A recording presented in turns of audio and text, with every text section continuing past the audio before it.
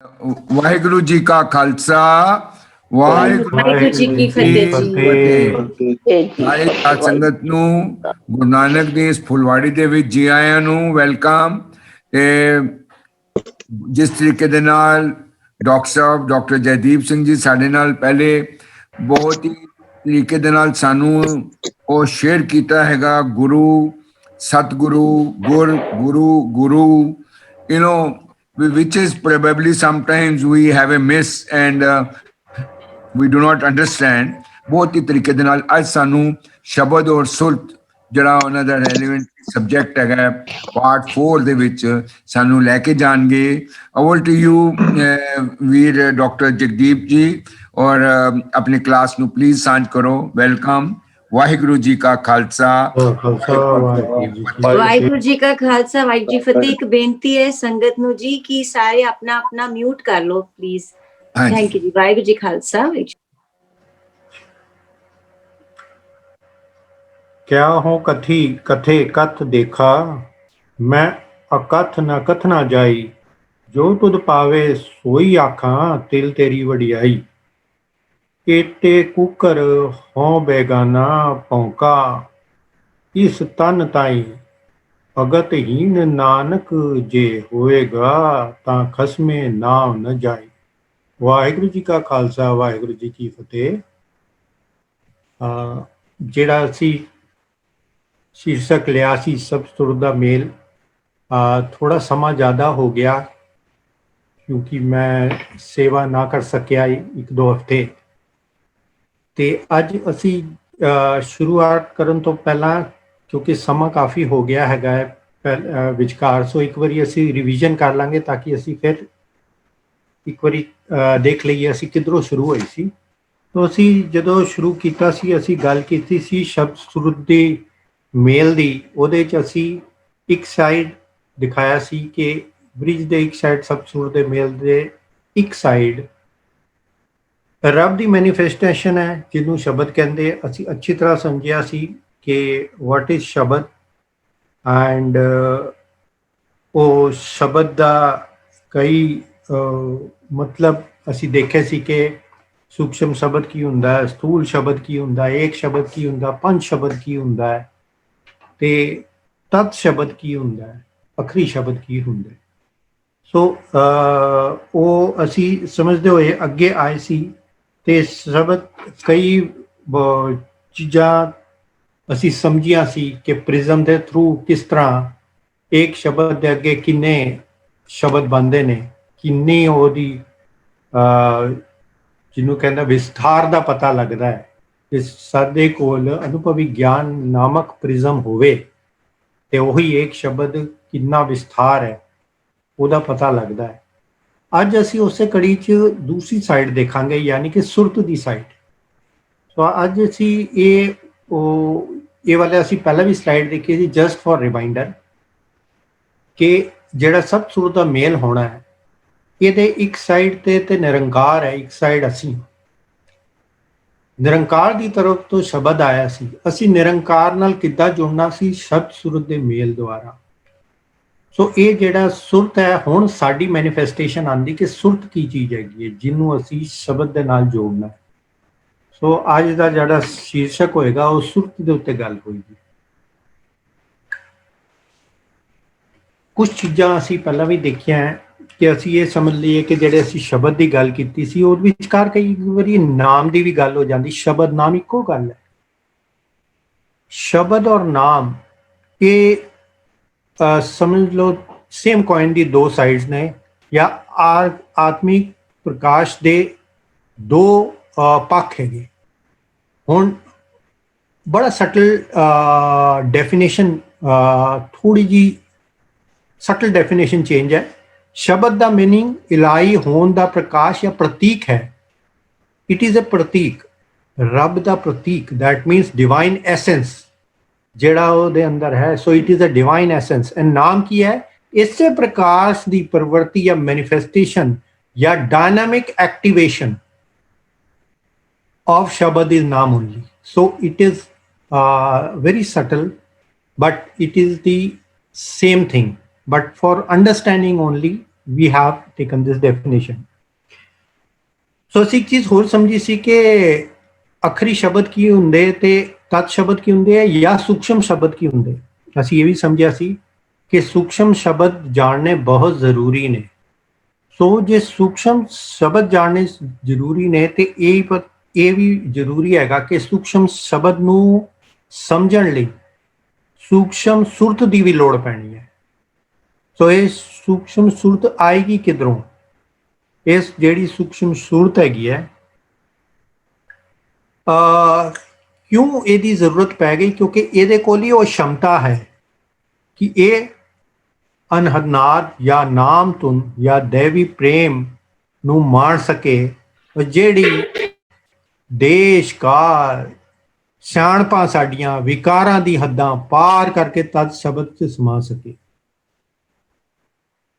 ਇਹ ਸੂਖਮ ਸੁਰਤ ਦੀ ਬੜੀ ਵੱਡੀ ਗੱਲ ਹੈ ਕਿ ਇਹ ਬਹੁਤ ਵੱਡੀ ਦਾਤ ਮਨੁੱਖ ਨੂੰ ਹੈਗੀ ਹੈ।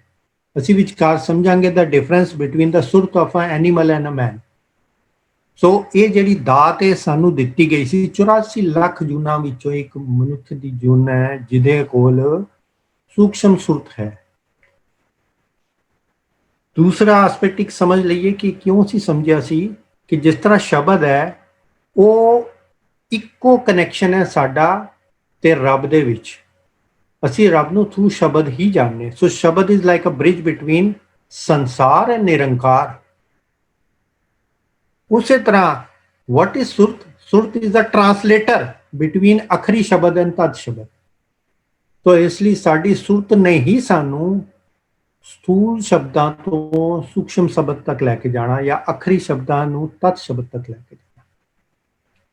ਸੋ ਸੁਰਤ ਕੋਲ ਹੀ ਇੰਨੀ ਕਪੈਸਿਟੀ ਹੈਗੀ ਹੈ ਕਿ ਉਹ ਤਤ ਸੁਰਤ ਵਿੱਚ ਕਨਵਰਟ ਹੋ ਕੇ ਤਦ ਸ਼ਬਦ ਤੱਕ ਪਹੁੰਚੇ। ਉਹਦੇ ਲਈ ਕੁਝ ਚੀਜ਼ਾਂ ਦੀ ਜ਼ਰੂਰਤ ਹੋਏਗੀ ਜਿਹਨੂੰ ਅਨੁਭਵੀ ਗਿਆਨ ਕਹਿੰਦੇ। ਇਹ ਅਸੀਂ ਅੱਗੇ ਜਾ ਕੇ ਦੇਖਨੇ ਆ। ਔਰ ਇਹ ਜਿਹੜਾ ਸਭ ਸੁਰ ਦਾ ਮੇਲ ਹੈ, ਇਹ ਜਦੋਂ ਮੇਲ ਹੋ ਜਾਂਦਾ ਹੈ ਉਸੇ ਨੂੰ ਹੀ ਅਸੀਂ ਆਤਮਾ ਦੀ ਆਵਾਜ਼ ਜਾਂ ਜ਼ਮੀਰ ਦੀ ਆਵਾਜ਼ ਕਹਿੰਦੇ ਆ। ਉਹ ਜ਼ਮੀਰ ਦੀ ਆਵਾਜ਼ ਤੇ ਸਾਡੀ ਕਈ ਵਾਰੀ ਆਉਂਦੀ ਰਹਿੰਦੀ। ਉਹ ਕਿੱਧਰੋਂ ਆਉਂਦੀ ਹੈਗੀ? ਕਿਉਂਕਿ ਸਾਡੇ ਅੰਦਰ ਇੱਕ ਚੀਜ਼ ਹੈ ਜਿਹੜਾ ਹੈਗਾ ਰੱਬ ਦਾ ਅੰਸ਼, ਜਿਹਨੂੰ ਆਤਮਾ ਅਸੀਂ ਕਹਿ ਦਿੰਦੇ। ਉਹਦੇ 'ਚ ਜ਼ਮੀਰ ਦੀ ਆਵਾਜ਼ਾਂ ਆਉਂਦੀਆਂ ਰਹਿੰਦੀਆਂ ਨੇ। ਪਰ ਜੇ ਸਭ ਸੁਰ ਦਾ ਮੇਲ ਹੋ ਜਾਏ ਤੇ ਇਹੋ ਹੀ ਜ਼ਮੀਰ ਦੀ ਆਵਾਜ਼ ਉਹ ਇੰਨੀ ਸਟਰੋਂਗ ਤੇ ਨੌਲੇਜੇਬਲ ਹੋ ਜਾਂਦੀ ਹੈ ਤੇ ਇਹ ਜਿਹੜੀ ਵੌਇਸ ਹੈ ਇੰਨੀ ਕੰਟੀਨਿਊਸਲੀ ਇਹ ਡਿਵਾਈਨ ਕੁਆਲਿਟੀਜ਼ ਇੱਕ ਜਿਗਿਆਸੂ ਦੇ ਅੰਦਰ ਪੈਦਾ ਕਰਦੀ ਰਹਿੰਦੀ ਹੈ। ਤੇ ਬਹੁਤ ਵੱਡੀ ਗੱਲ ਹੈ ਕਿ ਜੇ ਇੱਕ ਕੰਟੀਨਿਊਸ ਪ੍ਰੋਸੈਸ ਚੱਲੇ ਤਾਂ ਇਹ ਉਹਨੂੰ ਬਚਾਉਂਦੀ ਹੈ ਕਿ ਉਹ ਆਪਣੇ ਲੋਅਰ ਲੈਵਲ ਤੇ ਨਾ ਪਹੁੰਚ ਜਾਵੇ। ਸੋ ਜਦੋਂ ਇੱਕ ਵਾਰੀ ਉੱਚੇ ਲੈਵਲ ਤੇ ਆ ਗਿਆ ਜਾਂ ਇੱਕ ਜਿਹਨੂੰ ਕਹਿੰਦੇ ਹੈਗੇ ਕਿ ਇਹ ਜੇ ਉਹਦੀ ਅਵਸਥਾ ਇੱਕ ਉੱਪਰ ਹੋ ਚੁੱਕੀ ਹੈ ਤੇ ਸਭ ਸੁਰ ਦਾ ਮੇਲ ਹੈ ਉਹ ਹੀ ਹੈ ਜਿਹੜਾ ਜ਼ਮੀਰ ਦੀ ਆਵਾਜ਼ ਬਣ ਕੇ ਉਹਨੂੰ ਹਮੇਸ਼ਾ ਪ੍ਰੇਰਦਾ ਹੈ ਕਿ ਤੂੰ ਥੱਲੇ ਨਹੀਂ ਜਾ। ਸੋ ਇਹ ਆਵਾਜ਼ ਹੀ ਮਤ ਮਨ ਬੁੱਧ ਨੂੰ ਘੜਦੀ ਹੈ ਜਿਹਦੀ ਅਸੀਂ ਗੱਲ ਕੀਤੀ। ਜਿਨ੍ਹਾਂ ਦੀ ਮਤ ਮਨ ਬੁੱਧ ਘੜੀ ਜਾਂਦੀ ਹੈ ਉਹਨੂੰ ਹੀ ਵਡਭਾਗਾ ਕਹਿੰਦੇ ਤੇ ਉਹਨੂੰ ਹੀ ਗੁਰਮੁਖ ਕਹਿੰਦੇ। ਸੋ ਅਸੀਂ ਇੱਕ ਇੰਟਰੋਡਕਸ਼ਨ ਦੀ ਸਮਝੀ ਕਿ ਕਿਉਂ ਸਾਡੇ ਲਈ ਸੁਰਤ ਬਹੁਤ ਜ਼ਰੂਰੀ ਹੈ ਔਰ ਸੁਰਤ ਨੂੰ ਕਿਸ ਲੈਵਲ ਤੇ ਲਿਜਾਣਾ ਜ਼ਰੂਰੀ ਹੈ। ਅੱਗੇ ਅਸੀਂ ਗੱਲ ਕਰਾਂਗੇ ਕਿ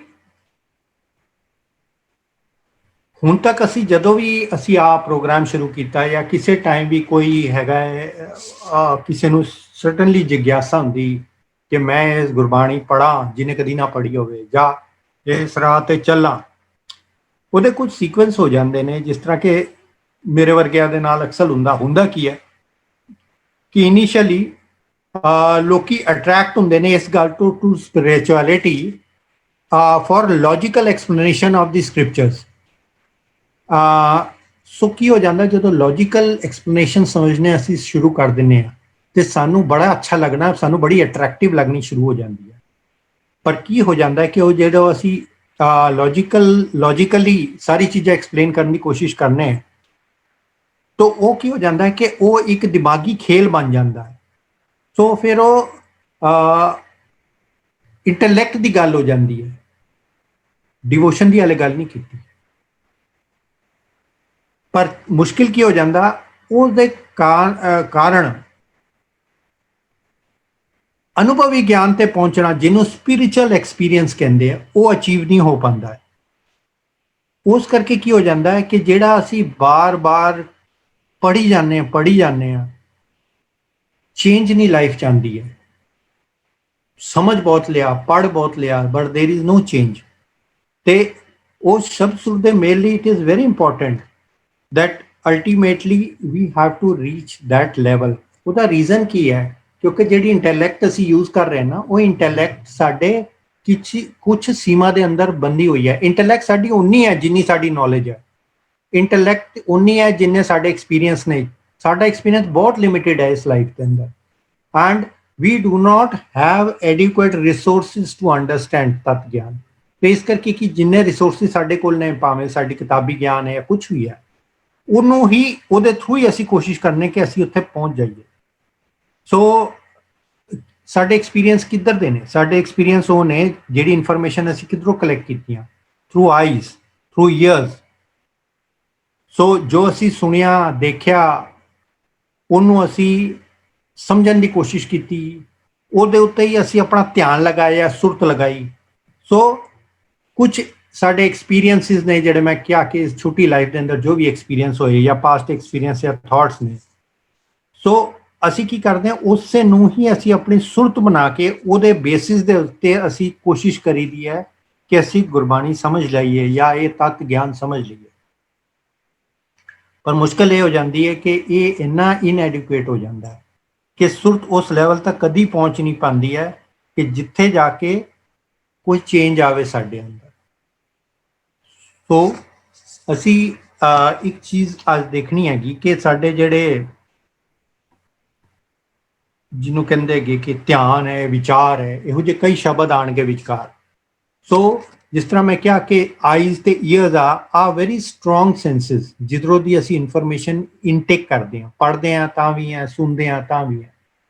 सो बट मुश्किल ये है कि वो इनफॉर्मेशन हर टाइप की अंदर आती है, ਕੰਨ ਦੇ ਤੇ ਅੱਖਾਂ ਦੇ ਰਾਹੀਂ ਹਰ ਟਾਈਪ ਦੀ, ਅੱਛੀ ਤੇ ਮਾੜੀ ਵੀ ਆਉਂਦੀ ਹੈ, ਕਿਉਂਕਿ ਅਸੀਂ ਅੱਖ ਤੇ ਕੰਨ ਹਮੇਸ਼ਾ ਲਈ ਬੰਦ ਨਹੀਂ ਰੱਖ ਸਕਦੇ।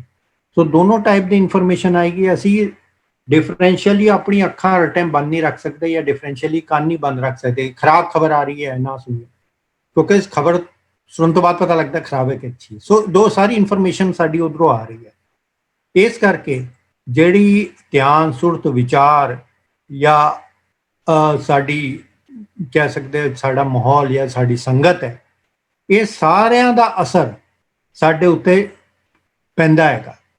तो इस करके ये सारे असर होंदे होए it is a very difficult proposition कि असी सब सुर दा मेल कर लीए। ते ये ते जेड़े कहंदे ना कि बड़ी लूणी सिल चट्टन वाली गल हो गई।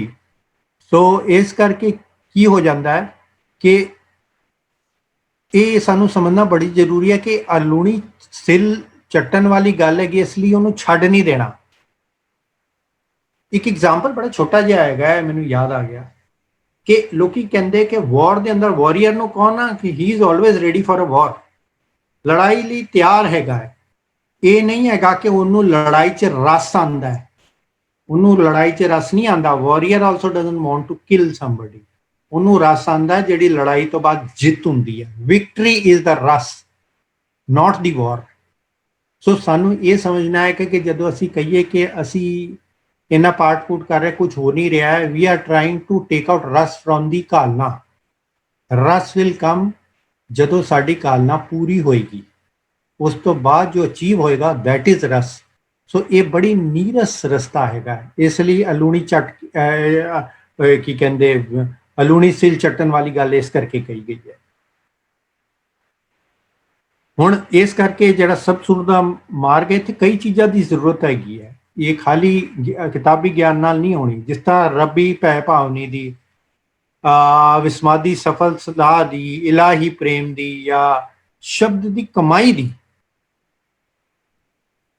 इस करके जिहड़ी ਜਿਹੜੇ ਅਸੀਂ ਕਹਿ ਰਹੇ ਹਾਂ ਕਿ ਅਸੀਂ ਕਦੀ ਕਦੀ ਸਾਨੂੰ ਬੜਾ ਅੱਛਾ ਲੱਗਦਾ ਹੈਗਾ ਪਾਠ ਕਰਕੇ, ਬੜਾ ਅੱਜ ਆਨੰਦ ਆਇਆ, ਕਿਉਂਕਿ ਸਾਨੂੰ ਇਹ ਕੋਈ ਜਿਹੜਾ ਨਾਮ ਇੱਕ ਲਿਸ਼ਕਾਰਾ ਹੀ ਕਹਿ ਲਓ, ਇੱਕ ਗਲਿੰਪਸ ਕਹਿ ਲਓ, ਉਹ ਮਿਲਦੀ ਹੈ ਥੋੜੀ ਦੇਰ ਲਈ। ਤੋ ਉਦੋਂ ਮੋਮੈਂਟਰੀਲੀ ਸਾਡੀ ਸੁਰਤ ਉਹਨੂੰ ਐਕਸਪੀਰੀਅੰਸ ਕਰ ਜਾਂਦੀ ਹੈ ਮੋਮੈਂਟਰੀਲੀ।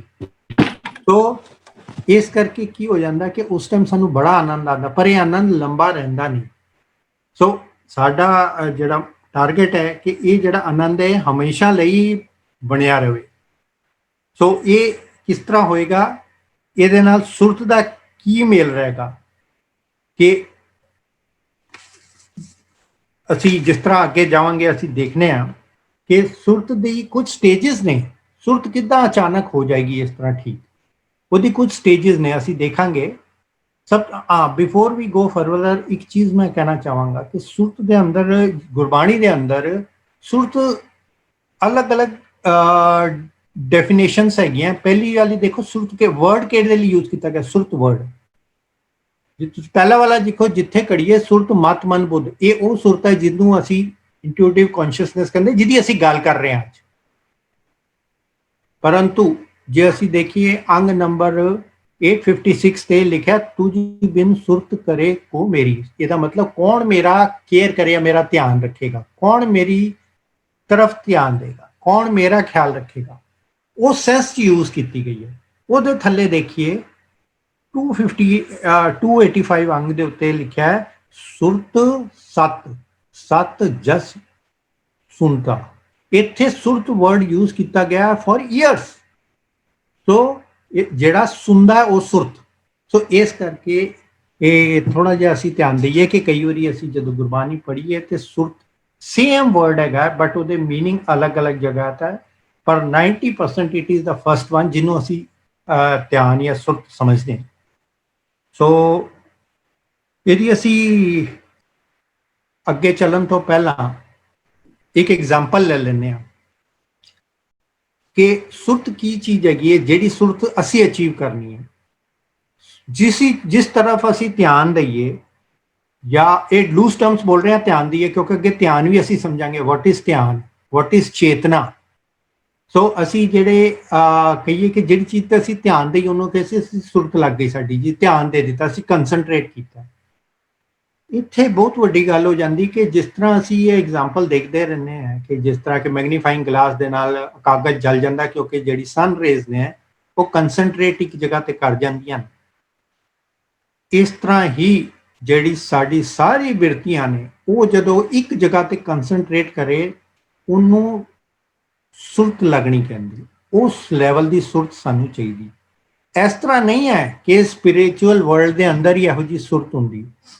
ਤੁਸੀਂ ਕਈ ਵਾਰੀ ਦੇਖਿਆ ਹੋਣਾ ਕਿ ਲੋਕ ਕੋਈ ਵੀ ਪ੍ਰੈਕਟਿਸ, ਬਿਕੋਜ਼ ਮੈਂ ਇੱਕ ਗੱਲ ਪਹਿਲਾਂ ਸ਼ੁਰੂ ਕੀਤੀ ਸੀ ਕਿ ਜਿਹੜੀ ਸੁਰਤ, ਜਿਹੜੀ ਸੂਖਸ਼ਮ ਸੁਰਤ ਯਾਨੀ ਕਿ ਕੰਸਨਟਰੇਟ ਕਰਨ ਵਾਲੀ ਸੁਰਤ ਦੀ ਐਬਿਲਿਟੀ ਹੈ, ਉਹ ਮਨੁੱਖ ਨੇ ਦਿੱਤੀ ਗਈ ਹੈ 84 ਲੱਖ ਜੂਨਾਂ ਚੋਂ। ਇਸ ਕਰਕੇ ਜੇ ਜ਼ਰੂਰੀ ਨਹੀਂ ਹੈ ਕਿ ਸਪਿਰਿਚੁਅਲਿਟੀ ਲਈ, ਕਈ ਲੋਕ ਇਸ ਸੁਰਤ ਨੂੰ ਇੰਨੀ ਸਟਰੋਂਗਲੀ ਯੂਜ਼ ਕਿਸੇ ਹੋਰ ਚੀਜ਼ ਲਈ ਵੀ ਕਰ ਸਕਦੇ। ਤੁਸੀਂ ਦੇਖਿਆ ਹੋਣਾ ਕੁਝ ਲੋਕ ਨੇ ਜਿਹੜੇ ਆਪਣੇ ਦੰਦਾਂ ਦੇ ਨਾਲ ਵਹੀਕਲ ਖਿੱਚ ਲੈਂਦੇ ਜੀ, ਟਰੱਕ ਖਿੱਚ ਲਿਆ, ਕਿਸੇ ਨੇ ਕੁਝ ਕਰ ਲਿਆ, ਕਿਸੇ ਨੇ ਤੁਸੀਂ ਦੇਖੋਗੇ ਤੇ ਉਹਦੀ ਜਿਮਨਾਸਟ ਹੈਗੀ, ਉਹਦੀ ਬੋਡੀ ਇੰਨੀ ਫਲੈਕਸੀਬਲ ਹੋ ਗਈ ਕਿ ਕੰਪਲੀਟ ਕੰਟੂਰਿੰਗ ਕਰ ਲੈਂਦੇ ਬੋਡੀ ਦੀ। ਕਿਸ ਤਰ੍ਹਾਂ ਕਰ ਲੈਂਦੇ ਨੇ ਇਹੋ ਜਿਹੀ ਚੀਜ਼ਾਂ, ਜਾਂ ਕਿਸੇ ਦੀ ਕੋਈ ਇਹੋ ਜਿਹੀ ਅਚੀਵਮੈਂਟ ਕਰ ਲੈਂਦਾ ਹੈ ਜਿਹੜੀ ਕਿ ਬਿਯੋਂਡ ਆਮ ਆਦਮੀ ਦੇ ਪਹੁੰਚ ਤੋਂ ਬਾਹਰ ਲੱਗਦੀ ਹੈ, ਜਾਂ ਇੰਪੋਸੀਬਲ ਚੀਜ਼ਾਂ ਲੱਗਦੀਆਂ ਨੇ। ਉਹ ਇਹਦਾ ਮਤਲਬ ਕਿ ਜੇ ਉਹ ਕਰ ਸਕਦਾ ਹੈ, ਇਹਦਾ ਮਤਲਬ ਕੋਈ ਨਾ ਕੋਈ ਤੇ ਕਰ ਹੀ ਸਕਦਾ ਹੈ ਨਾ। ਇਹ ਉਹੀ ਸੁਰਤ ਹੈਗੀ ਜਿਹੜੀ ਉਹਨਾਂ ਨੇ ਉਸ ਕੰਮ ਲਈ ਕੰਸਨਟਰੇਟ ਕਰਾਈ। ਮੈਂ ਉਸ ਚੀਜ਼ਾਂ ਤੇ ਨਹੀਂ ਜਾਵਾਂਗਾ। ਬੜੇ ਲੋਕ ਇਹੋ ਜਿਹੇ ਨੇ ਜਿਹੜੇ ਕਿ ਆਪਣੀ ਤੁਸੀਂ ਮਾਰਸ਼ਲ ਆਰਟਸ ਦੇ ਅੰਦਰ ਦੇਖਿਆ, ਉੱਥੇ ਸੁਰਤ ਦਾ ਬਹੁਤ ਵੱਡਾ ਜਿਹਨੂੰ ਕਹਿੰਦੇ ਇਸ ਦੁਨਿਆਵੀ ਯੂਜ਼ ਦੇ ਅੰਦਰ ਤੁਸੀਂ ਦੇਖੋਗੇ ਕਿ ਜਿਹੜੇ ਮਾਰਸ਼ਲ ਆਰਟਸ ਵਾਲੇ ਉਹ ਵੀ ਇਸ ਸੁਰਤ ਦੀ ਬਹੁਤ ਇਸਤੇਮਾਲ ਕਰਦੇ ਨੇ, how to concentrate their energy. So that is why ਉਹਨਾਂ ਦੀ ਕੋਈ ਚੀਜ਼, ਕੋਈ ਪੱਥਰ ਤੋੜ ਦਿੰਦਾ ਹੈ, ਕੋਈ ਇੱਟਾਂ ਦੇ ਢੇਰ ਤੋੜ ਦਿੰਦਾ ਹੈ। ਸੋ ਇਹ ਜਿਹੜੀ ਚੀਜ਼ ਹੈਗੀ ਹੈ, ਇਹ ਐਬਿਲਿਟੀ ਹੈ ਹਿਊਮਨ ਬੀਇੰਗ ਵਿੱਚ, whether we use it or not, that's a different। So ਸੁਰਤ ਦੀ ਜਿਹੜੀ ਅਸੀਂ ਡੈਫੀਨੇਸ਼ਨ ਤੇ ਪਹੁੰਚਣਾ ਹੈ, ਉਹ ਅਸੀਂ ਉੱਥੇ ਪਹੁੰਚਣਾ ਹੈ ਜਿੱਥੇ ਕਿ ਪੁਆਇੰਟ ਉੱਥੇ ਪਹੁੰਚਣਾ ਹੈ ਜਿੱਥੇ ਸਾਡੀ ਸਾਰੀ ਬਿਰਤੀਆਂ ਕਨਵਰਜ ਕਰਕੇ ਉਸ ਪੁਆਇੰਟ ਤੇ ਪਹੁੰਚਣ, ਤੇ ਉਹ ਪੁਆਇੰਟ ਕਿੰਨਾ ਕੁ ਪਾਵਰਫੁਲ ਹੋ ਜਾਏਗਾ, ਉਹ ਇੰਨਾ ਪਾਵਰਫੁਲ ਹੋ ਜਾਏਗਾ ਕਿ ਉਹ ਕੇਪੇਬਲ ਹੋਏਗਾ ਕਿ ਉਹ ਸਥੂਲ ਸ਼ਬਦ ਵਿੱਚੋਂ ਸੂਖਮ ਸ਼ਬਦ ਸਮਝਣ ਲੱਗ ਪਵੇ। ਤੋ ਮੁਸ਼ਕਿਲ ਇਹ ਹੈ ਕਿ ਅਸੀਂ ਆਪਣੇ ਅਸੀਂ ਨਾਰਮਲ ਲੈਵਲ ਤੇ ਅਸੀਂ ਜੇ ਗੱਲ ਕਰੀਏ ਤੇ ਰੋਜ਼ਮर्रा ਦੀ ਗੱਲ 'ਚ ਕੀ ਹੁੰਦਾ ਹੈ, ਅਸੀਂ ਉਹੀ ਸੁਣਦੇ ਹਾਂ ਜੋ ਅਸੀਂ ਸੁਣਨਾ ਚਾਹੁੰਦੇ ਹਾਂ। ਜੋ ਅਸੀਂ ਨਹੀਂ ਸੁਣਨਾ ਚਾਹੁੰਦੇ ਸਾਡਾ ਧਿਆਨ ਆਪੇ ਹਟ ਜਾਏਗਾ। ਅਸੀਂ ਉਹੀ ਸੁਣਦੇ ਹਾਂ ਜੋ ਸਾਨੂੰ ਕੋਈ ਬਦਲਦਾ ਨਹੀਂ ਹੈ। ਜੇ ਸਾਨੂੰ ਕੋਈ ਕਵੇ ਨਾ ਤੈਨੂੰ ਆ ਚੇਂਜ ਕਰਨੀ ਪੜੀ, ਤੇਰਾ ਆ ਖਰਾਬ ਹੈ, ਉਹ ਖਰਾਬ ਹੈ, you have to change, normally ਅਸੀਂ ਸੁਣਨਾ ਹੀ ਬੰਦ ਕਰ ਦਿੰਦੇ because we don't want to change. ਜਾਂ ਅਸੀਂ ਉਹੀ ਸੁਣਨਾ ਚਾਹੁੰਦੇ ਹਾਂ ਜੋ ਸਾਡੇ ਮੇਲ ਖਾਂਦਾ ਹੈ। ਜੇ ਕੋਈ ਮੇਰੇ ਆਪੋਜ਼ਿਟ ਕੋਈ ਗੱਲ ਕਰ ਰਿਹਾ ਹੈ, instead of changing what I will do ਕਿ ਉਹਦੀ ਗੱਲ ਹੀ ਸੁਣਨੀ ਬੰਦ ਕਰ ਦਿਓ। ਕੀ ਲੋੜ ਪਈ ਹੈ ਉਹਦੀ ਗੱਲ, ਉਹ ਤਾਂ ਪੁੱਠਾ ਬੋਲਣ ਡਿਆ। ਹੁਣ ਕੌਣ ਪੁੱਠਾ ਬੋਲਣ ਡਿਆ ਇਹ ਪਤਾ ਨਹੀਂ ਹੈ, ਪਰ ਕਹਿ ਦਿੱਤਾ ਕਿ ਮੇਰੇ ਮੁਤਾਬਿਕ ਨਹੀਂ ਬੋਲ ਰਿਹਾ ਤੇ ਉਹ ਪੁੱਠਾ ਬੋਲ ਰਿਹਾ ਜਾਂ ਉਹ ਗਲਤ ਬੋਲ ਰਿਹਾ।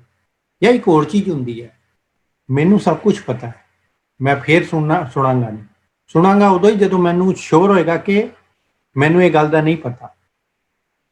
ਸੋ ਇਹ ਜਿਹੜੀ ਕੁਝ ਚੀਜ਼ਾਂ ਹੈਗੀਆਂ ਰੋਜ਼ਮर्रा ਦਾ ਹੀ ਸਾਡਾ ਧਿਆਨ ਇੰਨਾ ਜਲਦੀ ਵੱਧ ਜਾਂਦਾ ਹੈ ਕਿਉਂਕਿ ਸਾਡੇ ਅੱਗੇ ਈਗੋ ਆਣੀ ਬਹੁਤ ਪਹਿਲਾਂ ਹੀ ਸ਼ੁਰੂ ਹੋ ਜਾਂਦੀ।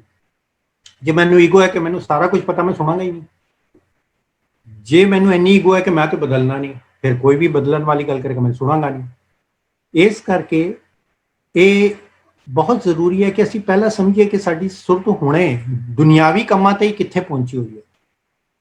ਹੁਣ ਅਸੀਂ ਸੁਰਤ ਨੂੰ ਸਟੈਪ ਵਾਈਜ਼ ਲੈ ਕੇ ਜਾਣਾ। ਇਟ ਇਜ਼ ਨਾਟ ਈਜ਼ੀ ਕਿ ਇੱਕ ਦਿਨ 'ਚ ਸਭ ਚੇਂਜ ਆ ਜਾਏਗੀ। ਸੋ ਕੁਝ ਸਟੇजेस ਨੇ, this is very loose stages, ਕੋਈ ਫਿਕਸ ਸਟੇजेस ਨਹੀਂ, ਬਟ ਸੋ ਐਕਸਪਲੇਨ ਕਰਨ ਲਈ ਇਹ ਸਟੇजेस ਬਣਾਈਆਂ ਗਈਆਂ ਕਿ ਸੁਰਤ ਨੂੰ ਅਸੀਂ ਕਿਹੜੀ ਸਟੇਜ ਤੋਂ ਲੈ ਕੇ ਜਾਣਾ ਹੈ। ਪਹਿਲੀ ਹੈ ਸੁਣਨ ਦੀ ਸਟੇਜ। ਜਿਸ ਤਰ੍ਹਾਂ ਮੈਂ ਹੁਣੇ ਕਿਹਾ ਕਿ ਅਸੀਂ ਸੁਣਦੇ ਹੀ ਨਹੀਂ, ਸੁਣਨਾ ਚਾਹੁੰਦੇ ਹੀ ਨਹੀਂ। ਸੋ ਅਸੀਂ ਕੁਝ ਗੱਲਾਂ ਕਰਾਂਗੇ ਕਿ ਸੁਣਨਾ ਕਿਸ ਤਰ੍ਹਾਂ ਹੈ। ਉਸ ਤੋਂ ਦੂਸਰੀ ਗੱਲ ਹੈ ਕਿ ਦੂਸਰੀ ਸਟੇਜ ਆਂਦੀ ਸਮਝਣਾ। ਸੁਣਨ ਤੋਂ ਬਾਅਦ ਇੱਕ ਕੰਨ ਤੋਂ ਸੁਣ ਕੇ ਦੂਜੇ ਕੰਨ ਤੋਂ ਕੱਢਣ ਵਾਲੀ ਗੱਲ ਨਹੀਂ ਕਰਨੀ, ਉਹਨੂੰ ਸਮਝਣਾ। ਤੁਸੀਂ ਭਾਵੇਂ ਸ਼ਬਦ ਵਿਚਾਰ ਕਰੋ, ਤੁਸੀਂ ਭਾਵੇਂ ਡਿਸਕਸ਼ਨਸ ਕਰੋ, ਜੋ ਕਰੋ, ਤੁਸੀਂ ਉਹਨੂੰ ਸਮਝਣ ਦੀ ਬੜੀ ਜ਼ਰੂਰ ਕੋਸ਼ਿਸ਼ ਕਰਨੀ। ਉਹ ਸੈਕੰਡ ਸਟੇਜ ਆਏਗੀ ਜਦੋਂ ਸੁਰਤ ਚਾਹੁੰਦੀ ਹੈ।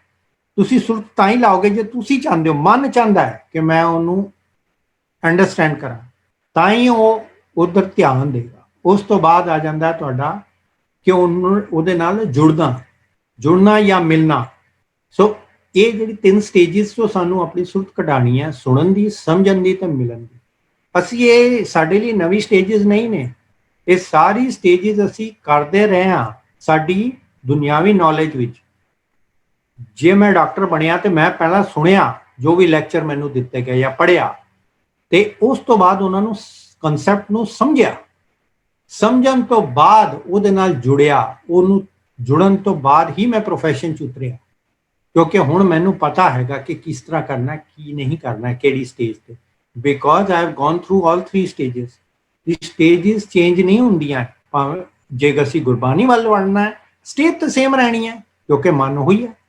ਇਹੋ 3 ਸਟੇਜ 'ਚ ਅਸੀਂ ਜਾਵਾਂਗੇ ਤਾਂ ਅਸੀਂ ਪਹਿਲਾ ਜਿਹੜੀ ਗੱਲ ਕਰਾਂਗੇ ਸੁਣਨ ਦੀ। ਜਿਸ ਤਰ੍ਹਾਂ ਅਸੀਂ ਦੇਖਿਆ ਕਿ ਕਿਹੜੀ ਚੀਜ਼ ਅਸੀਂ ਸੁਣਨਾ ਚਾਹੁੰਦੇ, ਕਿਹੜੀ ਨਹੀਂ ਸੁਣਨਾ ਚਾਹੁੰਦੇ। ਸੁਣੀਦਾ ਕਿਹਨੂੰ? ਆਵਾਜ਼ ਨੂੰ। ਸੋ ਆਵਾਜ਼ ਜਿਹੜੀ ਹੈ ਉਹ ਵੀ 2 ਪ੍ਰਕਾਰ ਦੀ ਸਾਡੇ ਅੰਦਰੋਂ ਨਿਕਲਦੀ ਹੈ, ਕਿਉਂਕਿ ਸਰੀਰ ਦੇ ਅੰਦਰ ਸਾਡੀ ਜਿਹੜੀ ਹੋਂਦ ਹੈ ਉਹਦੇ 3 ਪਾਰਟਸ ਨੇ। ਸਾਡਾ ਸਰੀਰ, ਸਾਡਾ ਮਨ ਤੇ ਸਾਡੀ ਆਤਮਾ, ਜਿਹੜਾ ਕਿ ਰੱਬ ਦਾ ਅੰਸ਼ ਹੈ। ਤਾਂ ਆਵਾਜ਼ਾਂ ਇਹ ਸਰੀਰ ਤੋਂ 2 ਹੀ ਆ ਸਕਦੀਆਂ, ਮਨ ਦੀ ਆਵਾਜ਼ ਜਾਂ ਆਤਮਾ ਦੀ ਆਵਾਜ਼, ਯਾਨੀ ਕਿ ਉਹਦੀ ਆਵਾਜ਼। ਤੇ ਜਦੋਂ ਮਨ ਦੀ ਆਵਾਜ਼ ਆਉਂਦੀ ਹੈ ਉਦੋਂ ਅਸੀਂ ਦੌੜੇ ਜਾਂਦੇ ਹਾਂ। ਮਨ ਨੇ ਕਿਹਾ ਅੱਛਾ ਖਾਣਾ ਖਾ ਲਾਂ, ਭੁੱਖ ਲੱਗੀ ਹੈ, ਅਸੀਂ ਫਟਾਫਟ ਖਾਣਾ ਲੈਣ ਚਲ ਜਾਂਦੇ ਕਿ ਖਾ ਲਈਏ। ਆਤਮਾ ਦੀ ਆਵਾਜ਼ ਆਉਂਦੀ ਹੈ, ਉਸ ਆਤਮਾ ਦੀ ਆਵਾਜ਼ ਨੂੰ ਮੈਂ ਨਹੀਂ ਸੁਣਦਾ। ਕਿਉਂ ਨਹੀਂ ਸੁਣਦਾ? ਇੱਕ ਤਾਂ ਮੇਰੇ ਨਾਲ ਮੇਲ ਨਹੀਂ ਖਾਂਦੀ। ਉਹੀ ਜਿਹੜੀ ਅਸੀਂ ਪ੍ਰੋਪਰਟੀਜ਼ ਕਹੀਆਂ ਸੀ, ਕਦੋਂ ਮੈਂ ਨਹੀਂ ਸੁਣਾਂਗਾ, ਜਦੋਂ ਮੇਰੇ ਨਾਲ ਮੇਲ ਨਹੀਂ ਖਾਏਗੀ। ਆਤਮਾ ਦੀ ਆਵਾਜ਼ ਕਰਦੀ ਹੈ ਕਿ ਤੇਰਾ ਪਾਠ ਦਾ ਟਾਈਮ ਹੋ ਗਿਆ। ਮਨ ਦੀ ਆਵਾਜ਼ ਕਹਿੰਦੀ ਕਿ ਕ੍ਰਿਕਟ ਮੈਚ ਚੱਲ ਰਿਹਾ। ਤਾਂ ਮਨ ਦੀ ਆਵਾਜ਼ ਨੂੰ ਸੁਣਨਾ, ਕਿਉਂਕਿ ਮੇਰਾ ਮਨ ਕਹਿ ਰਿਹਾ ਕ੍ਰਿਕਟ ਦੇਖਣਾ ਹੈਗਾ, ਇਸ ਲਈ ਉਹ ਮੇਰੇ ਨਾਲ ਮੇਲ ਨਹੀਂ ਖਾ ਰਿਹਾ, ਸੋ ਮੈਂ ਸੁਣਦਾ ਨਹੀਂ। ਦੂਸਰੀ ਗੱਲ ਹੈ, ਜਿਹੜੀ ਮੇਰੇ ਮਨ ਦੀ ਆਵਾਜ਼ ਹੈ ਉਹ ਮੈਂ ਕਰਤਾ ਹੈ। ਉੱਥੇ ਜਿੱਥੇ ਆਤਮਾ ਦੀ ਆਵਾਜ਼ ਆਉਂਦੀ ਉੱਥੇ ਰੱਬ ਕਰਤਾ ਹੈ। ਮੈਨੂੰ ਇੰਨੀ ਈਗੋ ਹੈਗੀ ਕਿ ਮੈਂ ਮੇਰੀ ਨਾਲ ਇੰਨਾ ਰੁੱਝਿਆ ਹੋਇਆ ਕਿ ਮੈਨੂੰ ਉਹ ਚੀਜ਼ ਪਸੰਦ ਆਉਂਦੀ ਹੈ ਜਿਹੜੀ ਮੇਰੀ ਅਚੀਵਮੈਂਟ ਹੈ, ਜਿਹਨੂੰ ਮੈਂ ਆਪਣੀ ਅਚੀਵਮੈਂਟ ਸਮਝਣ ਡਿਆ।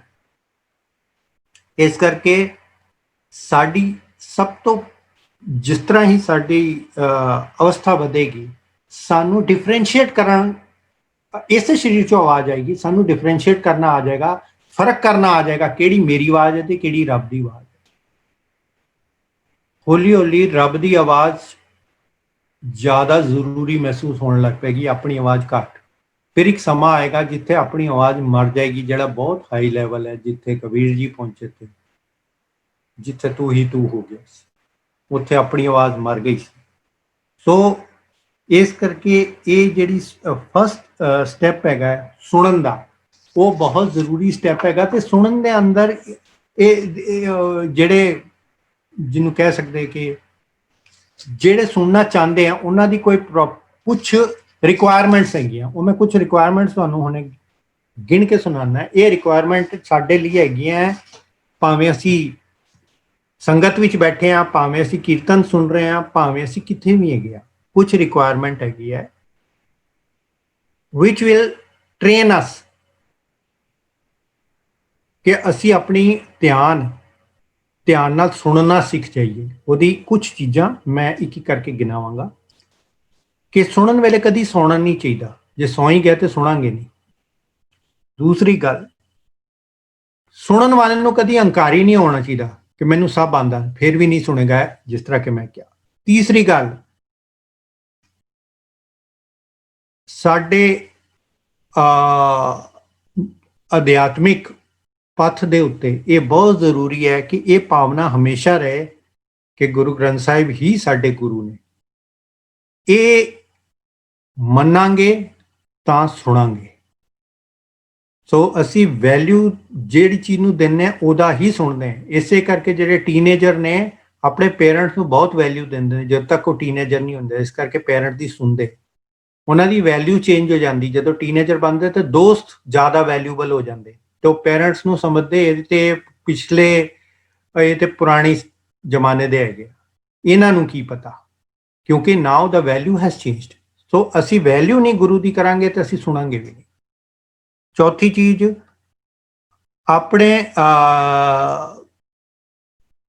ਆਪਣੀਆਂ ਸਿਆਣਪਾਂ ਨਾ ਦਿਖਾਈਏ, ਯਾਨੀ ਕਿ ਮੈਂ ਜੋ ਕਿਹਾ ਜਾ ਰਿਹਾ ਉਹ ਨਹੀਂ ਸੁਣ ਰਿਹਾ, ਮੈਨੂੰ ਜੋ ਆਉਂਦਾ ਮੈਂ ਉਹ ਸੁਣਾਉਣਾ ਚਾਹੁੰਦਾ। ਤੀਸਰੀ ਗੱਲ ਹੈ ਕਿ ਵਿਵੇਕ ਬੁੱਧੀ ਵਾਲਾ ਹੋਣਾ ਜ਼ਰੂਰੀ ਹੈ ਲਿਸਨਰ ਨੂੰ। ਵਿਵੇਕ ਬੁੱਧੀ ਦਾ ਮਤਲਬ ਕੀ ਹੋਇਆ? ਉਹ ਬੁੱਧੀ ਜਿਹੜੀ ਕਿ ਗਲਤ ਔਰ ਸਹੀ 'ਚ ਡਿਫਰੈਂਸ਼ੀਏਟ ਕਰ ਸਕੇ। ਨਹੀਂ ਤੇ ਸਾਨੂੰ ਸੁਣਾਉਣ ਵਾਲੇ ਬਹੁਤ ਆ ਜਾਣਗੇ, ਬਹੁਤ ਸਟੇਜਿਸ ਤੋਂ ਬਹੁਤ ਗੱਲਾਂ ਹੁੰਦੀਆਂ ਨੇ। ਜਿਹੜੇ ਗੱਲਾਂ ਕਰਨ ਵਾਲੇ ਹੈਗੇ ਉਹ ਵੀ ਮਨੁੱਖ ਹੀ ਨੇ ਤੇ ਮਨੁੱਖ ਰੱਬ ਨਹੀਂ ਹੈ, ਇਸ ਲਈ ਉਹ ਵੀ ਗਲਤੀ ਕਰਦੇ ਹੋਣੇ। ਪਰ ਸਾਡੀ ਵਿਵੇਕ ਬੁੱਧੀ ਅਸੀਂ ਉਹ ਚੀਜ਼ ਲੈ ਲਾਂਗੇ ਜਿਹੜੀ ਕਿ ਸਾਡੇ ਕੰਮ ਦੀ ਹੈ। ਦੂਸਰੀ ਗੱਲ ਹੈ, ਸਾਨੂੰ ਦੂਜਿਆਂ ਨੂੰ ਡਿਸਟਰਬ ਨਹੀਂ ਕਰਨਾ ਜਦੋਂ ਸੁਣ ਰਹੇ। ਇਹ ਬਹੁਤ ਜ਼ਰੂਰੀ ਹੈ। ਦੂਸਰਿਆਂ ਨੂੰ ਡਿਸਟਰਬ ਕਰਕੇ ਆਪ ਤੇ ਸੁਣ ਨਹੀਂ ਰਿਹਾ, ਜਿਹੜਾ ਸੁਣ ਰਿਹਾ ਉਹਨੂੰ ਵੀ ਡਿਸਟਰਬ ਕਰਨਾ। ਇਹ ਅਸੀਂ ਅਕਸਰ ਦੇਖਿਆ ਹੋਣਾ, ਗੁਰਦੁਆਰੇ 'ਚ ਦੋ ਬੰਦੇ ਗੱਲਾਂ ਕਰ ਰਹੇ, ਤੁਸੀਂ ਕੰਸਨਟਰੇਟ ਕਰਨ ਦੀ ਕੋਸ਼ਿਸ਼ ਕਰ ਰਹੇ ਹੋ ਨਹੀਂ ਰਿਹਾ। ਤੀਸਰੀ ਗੱਲ, ਅਟੈਂਸ਼ਨ ਸ਼ੁੱਡ ਬੀ ਫੋਕਸਡ। ਇਹ ਨਹੀਂ ਸ਼ੁਰੂ 'ਚ ਅਟੈਂਸ਼ਨ ਬੜੀ ਜਲਦੀ ਲੱਗਦੀ ਹੈ 5-10 ਮਿੰਟ, ਉਸ ਤੋਂ ਬਾਅਦ ਥੋੜੀ ਦੇਰ ਬਾਅਦ ਸਟਰੇ ਹੋ ਜਾਂਦੀ, ਕੁਝ ਹੋਰ ਅਸੀਂ ਸੋਚਣ ਲੱਗ ਪੈਂਦੇ। ਇਹ ਬਹੁਤ ਧਿਆਨ ਦੇਣਾ ਹੈ ਕਿ ਅਟੈਂਸ਼ਨ ਫੋਕਸਡ ਰਹੇ ਹਰ ਟਾਈਮ। ਦੂਜੀ ਗੱਲ ਹੈ ਕਿ ਪੋਸਚਰ ਠੀਕ ਰਹੇ, ਇਰੈਕਟ ਪੋਸਚਰ। ਜੇ ਅਸੀਂ ਅੱਧੇ ਨੀਂਦ ਗਏ ਹੋਏ, ਅੱਧੇ ਢਲਦੇ ਹੋਏ ਸੁਣਾਂਗੇ ਤੇ ਕਦੋਂ ਵੀ ਨੀਂਦ ਆ ਸਕਦੀ। ਉਸ ਤੋਂ ਬਾਅਦ ਜਦੋਂ ਅਸੀਂ ਪਾਠ ਚਲੇ, ਮੂੰਹ ਦੇ ਅੰਦਰ ਵਾਹਿਗੁਰੂ ਵਾਹਿਗੁਰੂ ਦਾ ਸਿਮਰਨ ਚੱਲੇ। ਜੇ ਅਸੀਂ ਸੁਣ ਰਹੇ ਹਾਂ ਤੇ ਗਾ ਰਹੇ ਹਾਂ ਤੇ ਫਿਰ ਤਾਂ ਮੁਸ਼ਕਿਲ ਨਹੀਂ, ਪਰ ਜੇ ਨਹੀਂ ਗਾ ਰਹੇ, ਖਾਲੀ ਸੁਣ ਰਹੇ ਹਾਂ ਤੇ ਉਹ ਚੱਲੇ ਅੰਦਰ ਮਨ ਦੇ। ਇੱਕ ਖਿਆਲ ਰਹੇ ਕਿ ਜੋ ਮੈਂ ਸੁਣ ਰਿਹਾ ਉਹਨੂੰ ਮੈਂ ਪ੍ਰੈਕਟਿਸ ਕਰਨੀ ਹੈ। ਇਸ ਹਿਸਾਬ ਨਾਲ ਸੁਣਾ, ਖਾਲੀ ਗਿਆਨ ਇਕੱਠਾ ਕਰਨ ਲਈ ਨਾ ਸੁਣਾ, ਇਹ ਮੰਨ ਕੇ ਚੱਲਾਂ ਕਿ ਇਹਨੂੰ ਮੈਂ ਪ੍ਰੈਕਟਿਸ ਕਰਾਂਗਾ। ਦੂਜੀ ਗੱਲ ਹੈ, ਜੇ ਕੋਈ ਐਸੀ ਗੱਲ ਹੁੰਦੀ ਜਿਹਦੇ ਬਾਰੇ 'ਚ ਮੈਨੂੰ 2 ਅੱਖਰ ਪਤਾ ਨੇ, ਤਾਂ ਮੈਂ ਪਰਹੇਜ਼ ਨਾ ਕਰਾਂ ਆਪਣੀ ਨੌਲੇਜ ਸ਼ੇਅਰ ਕਰਨ 'ਚ ਜਦੋਂ ਐਪਰੋਪ੍ਰੀਏਟਲੀ ਪੁੱਛਿਆ ਜਾਵੇ। ਸੋ ਕਿਉਂਕਿ ਜਦੋਂ ਤੱਕ ਅਸੀਂ ਇੱਕ ਦੂਜੇ ਨਾਲ ਸ਼ੇਅਰ ਨਹੀਂ ਕਰਾਂਗੇ, ਉਦੋਂ ਤੱਕ ਸੰਗਤ ਹੁੰਦੇ ਵੀ ਅਸੀਂ ਲਾਹਾ ਇੱਕ ਦੂਜੇ ਦਾ ਨਹੀਂ ਲੈ ਸਕਦੇ। ਤੀਸਰੀ ਗੱਲ, ਸਾਨੂੰ ਕੋਈ ਜਲਦਬਾਜ਼ੀ ਨਹੀਂ ਹੋਣੀ ਚਾਹੀਦੀ ਸੁਣਨ ਵੇਲੇ। ਉਹ ਮੈਂ ਤਾਂ 1 ਘੰਟਾ ਗੁਰਦੁਆਰੇ ਬਹਿਣਾ ਸੀ, ਇਹ ਲੈਕਚਰ ਤੇ 1.5 ਘੰਟਾ ਚੱਲ ਗਿਆ, ਉਹ ਮੈਨੂੰ ਹੁਣ ਦੌੜਨਾ ਹੈਗਾ, ਚਲੋ ਜਲਦੀ ਮੁੱਕੇ ਤੇ ਮੈਂ ਦੌੜਾਂ। ਜਦੋਂ ਇਹ ਮਨ 'ਚ ਆ ਜਾਂਦਾ ਮੈਂ ਦੌੜਾਂ, ਉਦੋਂ ਕੀ ਹੋ ਜਾਂਦਾ, ਸੁਣਨਾ ਬੰਦ ਹੋ ਚੁੱਕਾ ਹੁੰਦਾ ਆਲਰੇਡੀ। ਜਸਟ ਖਾਣਾ ਪੂਰਤੀ ਲਈ ਅਸੀਂ ਵੇਟ ਕਰਨੇ ਕਿ ਆ ਖਤਮ ਹੋਏ ਤੇ ਅਸੀਂ ਦੌੜੀਏ। ਸੋ ਇਹ ਜਿਹੜੀ ਦੌੜਨ ਦੀ ਜਲਦਬਾਜ਼ੀ ਹੈ, ਉਹ ਜੇ ਹੋਏਗੀ ਤੇ ਤਾਂ ਵੀ ਨਹੀਂ ਬੰਦਾ ਸੁਣਦਾ। ਦੂਸਰੀ ਗੱਲ ਹੈ ਕਿ ਸ਼ੋ ਆਫ ਨਾ ਕਰੀਏ ਲੋਕਾਂ ਨੂੰ ਕਿ ਮੈਂ ਬੜੇ ਧਿਆਨ ਨਾਲ ਇਸ ਤਰ੍ਹਾਂ ਸਿੱਧਾ ਹੋ ਕੇ ਅੱਖਾਂ ਬੰਦ ਕਰਕੇ ਸੁਣ ਰਿਹਾ, ਜਿਸ ਤਰ੍ਹਾਂ ਮੈਂ ਬੜਾ ਧਿਆਨ ਨਾਲ ਸੁਣਨ ਡਿਆ। ਮੈਨੂੰ ਲੋਕਾਂ ਨੂੰ ਨਹੀਂ ਦਿਖਾਣਾ। ਸੋ ਇਸ ਕਰਕੇ ਜੇ ਲੋਕਾਂ ਨੂੰ ਮਤਲਬ ਲੋਕਾਂ ਦੇ ਸਾਹਮਣੇ ਪਖੰਡ ਕਰਕੇ ਇਹ ਸ਼ੋ ਕਰਨਾ ਕਿ I am concentrating, I am listening very attentively, ਜਾਂ ਕਹਿਣਾ ਕਿ ਮੈਂ ਤੇ ਸਾਰੀ ਕਥਾਵਾਂ ਅਟੈਂਡ ਕੀਤੀਆਂ ਜੀ ਉਹਨਾਂ ਦੀਆਂ, ਮੈਂ ਉੱਥੇ ਰੋਜ਼ ਪਹੁੰਚ ਜਾਂਦਾ ਸੀ, ਦੈਟ ਡਜ਼ ਨਾਟ ਸੇ ਕਿ ਸਾਰਾ ਸੁਣਿਆ ਹੈ। ਸੋ ਇਹ ਸੁਣਨ ਦੀ ਕੁਝ ਚੀਜ਼ਾਂ ਹੈਗੀਆਂ ਸੀ ਜਿਹੜੀ ਬੜੀ ਜ਼ਰੂਰੀ, ਕਿਉਂਕਿ ਪਹਿਲਾ ਸਟੈਪ ਹੈ ਸਾਡੇ ਲਈ ਜਿਹੜਾ ਅਸੀਂ ਰੋਜ਼ਮर्रा ਅੱਜ ਸ਼ੁਰੂ ਕਰ ਸਕਦੇ। ਇਸ ਲਈ ਗੱਲ ਅਸੀਂ ਉਧਰੋਂ ਸ਼ੁਰੂ ਕਰਾਂਗੇ। ਤੇ ਅੱਗੇ ਅਸੀਂ ਦੇਖਾਂਗੇ ਕਿ ਅਸੀਂ ਹੁਣ ਇਸ ਦੇਖਿਆ ਸਟੇਜਸ। ਹੁਣ ਬਹੁਤ ਇੰਪੋਰਟੈਂਟ ਆਸਪੈਕਟ ਹੈਗਾ ਕਿ ਅਸੀਂ ਉਹਦੀ ਡਿਫਰੈਂਟ ਕਲਾਸੀਫਿਕੇਸ਼ਨ ਦੇਖਾਂਗੇ। ਜਿਸ ਤਰ੍ਹਾਂ ਅਸੀਂ ਕਿਹਾ ਕਿ ਸਥੂਲ ਸੁਰਤ ਤੇ ਸੂਖਮ ਸੁਰਤ, 2 ਵਰਡ ਆਉਂਦੇ ਆ ਸਾਡੇ, ਚੇਤਨਾ ਤੇ ਧਿਆਨ, ਜਿਹੜੇ ਕਿ ਮਿਲਦੇ ਜੁਲਦੇ ਨੇ। ਸੋ ਉਹਨਾਂ ਨੂੰ ਹੀ ਨਾਲ ਨਾਲ ਸਮਝਣਾ ਬੜਾ ਜ਼ਰੂਰੀ ਹੈ। ਸੋ ਧਿਆਨ ਲੱਗਣਾ ਕੀ ਚੀਜ਼ ਹੈਗੀ ਹੈ, ਤੇ ਦੂਸਰੀ ਹੈ ਚੇਤਨਾ, awareness, consciousness. So how it is related we will see. So ਜਿਹੜੀ ਮੈਂ ਅੱਗੇ ਬੋਲਾਂਗਾ ਇਹ ਪੂਰੀ ਕਲਾਸੀਫਿਕੇਸ਼ਨ ਐਕਸਪਲੇਨ ਕਰੇਗੀ ਸਮਝਣਾ ਤੇ ਜੁੜਨਾ ਦੇ ਨਾਲ। ਜਿਹੜੀ ਅਸੀਂ ਨੈਕਸਟ 2 ਸਟੈਪ ਸੀ, ਉਹ ਦੋਨੋਂ ਸਟੇजेस ਲਈ ਆ ਸਾਰਾ ਜਾਣਨਾ ਜ਼ਰੂਰੀ ਹੈ ਕਲਾਸੀਫਿਕੇਸ਼ਨ। ਸੋ ਅਸੀਂ ਸਭ ਤੋਂ ਪਹਿਲਾਂ ਅਸੀਂ ਧਿਆਨ ਜਾਂ ਚੇਤਨਾ ਦੀ ਗੱਲ ਕਰੀਏ ਤੋ ਸਾਨੂੰ ਪਹਿਲਾਂ ਤੋਂ ਹੀ ਪਤਾ ਹੈਗਾ ਕਿ ਇੱਕ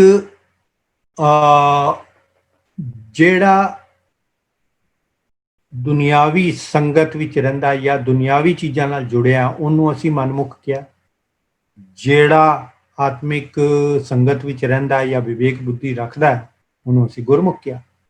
ਹੁਣ ਇੱਕ ਹੋਰ ਚੀਜ਼ ਹੈ ਕਿ ਡਿਵਾਈਨ ਕੌਨਸ਼ੀਅਸਨੈਸ, ਦੇਵੀ ਚੇਤਨਤਾ। ਹੁਣ ਇਹ ਇੱਕ ਸਬਜੈਕਟ ਹੈਗਾ ਕਿ ਉਹਦੇ ਅੰਦਰ ਇਹ ਦੇਵੀ ਚੇਤਨਤਾ ਦਾ ਤਾਂ ਹੀ ਪਤਾ ਲੱਗੇਗਾ ਜੇ ਸਾਡੇ ਕੋਲ ਵਿਵੇਕ ਬੁੱਧੀ ਹੋਏਗੀ। ਤਾਂ ਵਿਵੇਕ ਬੁੱਧੀ ਸਾਨੂੰ ਇਹੋ ਜਿਹੇ ਲੋਕਾਂ ਦੀ ਸੰਗਤ ਨਾਲ ਮਿਲੇਗੀ ਜਿਹੜੀ ਗੁਰਮੁਖਾਂ ਦੀ ਸੰਗਤ ਹੋਵੇ। ਜਿਸ ਤਰ੍ਹਾਂ ਮੈਂ ਕਿਹਾ ਕਿ ਗੁਰਮੁਖਾਂ ਦੀ ਸੰਗਤ ਉਹ ਲੋਕਾਂ ਦੀ ਸੰਗਤ ਹੈ ਜਿਹੜੇ ਆਤਮਿਕ ਗਿਆਨ ਦੇ ਨਾਲ ਆਪਣੀ ਸੰਗਤ ਰੱਖਦੇ ਨੇ। ਤੋ ਕਿਹਾ ਵੀ ਗਿਆ ਹੈ ਸਤ ਸੰਗਤ ਮਿਲ ਵਿਵੇਕ ਬੁੱਧ ਹੋਈ। ਸੋ ਪਹਿਲਾ ਵਿਵੇਕ ਬੁੱਧੀ ਹੋਣੀ ਜ਼ਰੂਰੀ ਹੈ ਕਿ ਕਿਉਂਕਿ ਜਦੋਂ ਸਾਡੀ ਇਹ ਚੇਤਨਤਾ ਜਾਗ ਜਾਏਗੀ, ਦੇਵੀ ਚੇਤਨਤਾ, ਵਿਵੇਕ ਬੁੱਧੀ ਆ ਜਾਏਗੀ, ਉਸ ਨੇ ਹੀ ਅੱਗੇ ਜਾ ਕੇ ਜਿਹੜੀ ਸ਼ਬਦ ਦੀ ਅਵੇਅਰਨੈਸ, ਸ਼ਬਦ ਦੇ ਮਤਲਬ ਕਿ ਸ਼ਬਦ ਦੇ ਮੀਨਿੰਗ ਦੀ ਅਵੇਅਰਨੈਸ, ਅਖਰੀ ਸ਼ਬਦ ਦੇ ਨਹੀਂ, ਤਾਂ ਸ਼ਬਦ ਦੀ ਜਿਹੜੀ ਚੇਤਨਤਾ ਦੁਆਰਾ ਪ੍ਰਾਪਤ ਕੀਤਾ ਹੋਇਆ ਗਿਆਨ ਹੀ ਸਪਿਰਿਚੁਅਲ ਨੌਲੇਜ ਕਹਿਲਾਉਂਦਾ ਹੈ। ਔਰ ਉਹ ਸਪਿਰਿਚੁਅਲ ਨੌਲੇਜ ਦੀ ਮੈਨੀਫੈਸਟੇਸ਼ਨ ਜਾਂ ਉਹਦੀ ਹੀ ਪ੍ਰੈਕਟਿਸ ਨੂੰ ਅਨੁਭਵੀ ਗਿਆਨ ਕਹਾ ਜਾਂਦਾ ਹੈ। ਸੋ ਜਿਹੜਾ ਇੱਕ ਕਿਸਮ ਦੀ ਰਿਲੇਸ਼ਨਸ਼ਿਪ ਸਾਨੂੰ ਮਿਲਿਆ ਕਿ ਸਾਡੀ ਅਵੇਅਰਨੈਸ ਕਿੱਥੇ ਰਹਿਣੀ ਚਾਹੀਦੀ ਹੈ। ਦੂਸਰੀ ਗੱਲ ਕਿ ਹੁਣ ਅਸੀਂ ਕੁਝ ਸਟੈਪਸ ਦੇਖਾਂਗੇ ਕਿ ਕਿਸ ਤਰ੍ਹਾਂ ਧਿਆਨ ਕਿਹੜੇ ਸਟੈਪਸ ਤੇ ਚੱਲਦੀ ਹੈ। ਪਹਿਲਾ ਸਟੈਪ ਹੈਗਾ ਜਿਹੜੀ ਚੀਜ਼ ਦੇ ਉੱਤੇ ਧਿਆਨ ਦਿੱਤਾ ਜਾਵੇ ਉਹਦੇ ਨਾਲ ਸਾਡੀ ਮੇਲ ਬਣ ਜਾਂਦਾ ਜਾਂ ਕਮਿਊਨੀਅਨ ਬਣ ਜਾਂਦੀ ਹੈ, ਕਿਉਂਕਿ ਜਿਹੜੀ ਚੀਜ਼ ਦੇ ਧਿਆਨ ਨਹੀਂ ਦਿੱਤਾ ਸਾਡੇ ਧਿਆਨ ਤੋਂ ਬਾਹਰ ਨਿਕਲ ਜਾਏਗੀ। ਸੋ ਪਹਿਲਾ ਸਟੈਪ ਹੈਗਾ ਕਿ ਧਿਆਨ ਉਸ ਚੀਜ਼ ਦੇ ਉੱਤੇ ਦਿੱਤਾ ਤਾਂ ਕਿ ਸਾਡਾ ਉਹਦੇ ਨਾਲ ਮੇਲ ਬਣ ਜਾਵੇ। ਦੂਜਾ ਸਟੈਪ ਹੈ ਜਦੋਂ ਕਿਸੇ ਨਾਲ ਸਾਡਾ ਮੇਲ ਬਣਦਾ ਹੈ ਤਾਂ ਸਾਡੇ ਐਕਸਚੇਂਜ ਆਫ ਆਈਡੀਆ ਹੁੰਦੇ। ਪਹਿਲਾ ਹੈ communion, second step is stage change of ideas.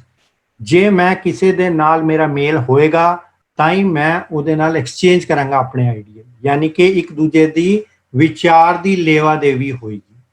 ਜਦੋਂ ਇਹ ਵਿਚਾਰ ਦੀ ਲੇਵਾ ਦੇਵੀ ਹੋਏਗੀ ਉਸ ਤੋਂ ਬਾਅਦ ਥਰਡ ਸਟੈਪ 'ਚ ਸਾਨੂੰ ਉਹ ਵਿਚਾਰਾਂ ਦੇ ਹਿਸਾਬ ਨਾਲ ਸਾਡੇ ਉੱਤੇ ਅਸਰ ਹੋਏਗਾ।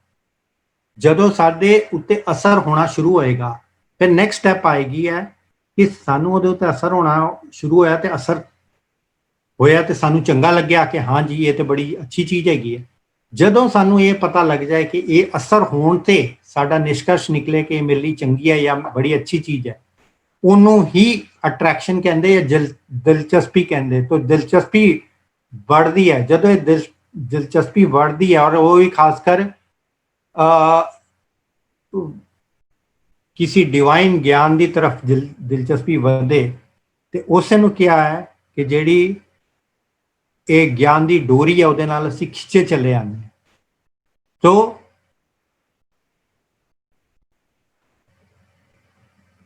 इस तो नैक्सट स्टैप किहड़ा आंदा है, हुण साडे की स्टैप होए, पहला कम्यूनीअन ने एक्सचेंज ऑफ आइडिया होया, उहदे उत्ते असर होया ते साडी दिलचस्पी वधी, यानी अट्रैक्शन वधी।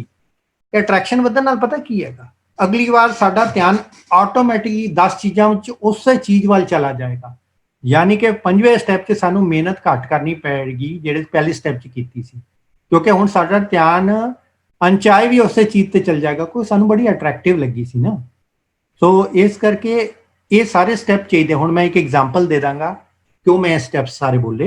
जिस तरह असीं रेडियो टेप रिकॉर्डर द्वारा, मैं नहीं कहता कि गलत है जो मैं बोलन जा रहा, पर जो एक्सपीरियंस हुंदा मैं उहदे हिसाब नाल बोल रहा कि रेडियो टेप रिकॉर्डर के द्वारा असीं जिहड़े पाठ या कीर्तन सुनने आ, उस तो बाद असीं करने कि जदों रेडियो ते कीर्तन लगा हुंदा या पाठ लग्या हुंदा, असीं नाल ना कोई काम जरूर कर लैंदे, तां ते रेडियो ते लाया हुंदा, भावें गड्डी चला रहे भावें कुछ कर रहे। हो ये जाता कि थोड़ी देर च असी काम च कोई ना कोई काम वाल ध्यान चला जाएगा। कोई ना कोई ऐसी गल भी गड्डी चला रहे हैं, जो खाली सड़क है तो ठीक है, जिथे भीड़ भाड़ पई या कुछ कोई मोड़ आया या कुछ प्रॉब्लम हुई, साडा ध्यान पाठ तो चली जा रहा, साडा ध्यान खत्म होते। सो की होया कि मेरा जिहड़ा पाठ कार विच हुंदा है वो इहो जिहा ही हुंदा है कि मेरा ध्यान पूरा नहीं हुंदा। सो पहला स्टैप असीं नहीं हारे करदे।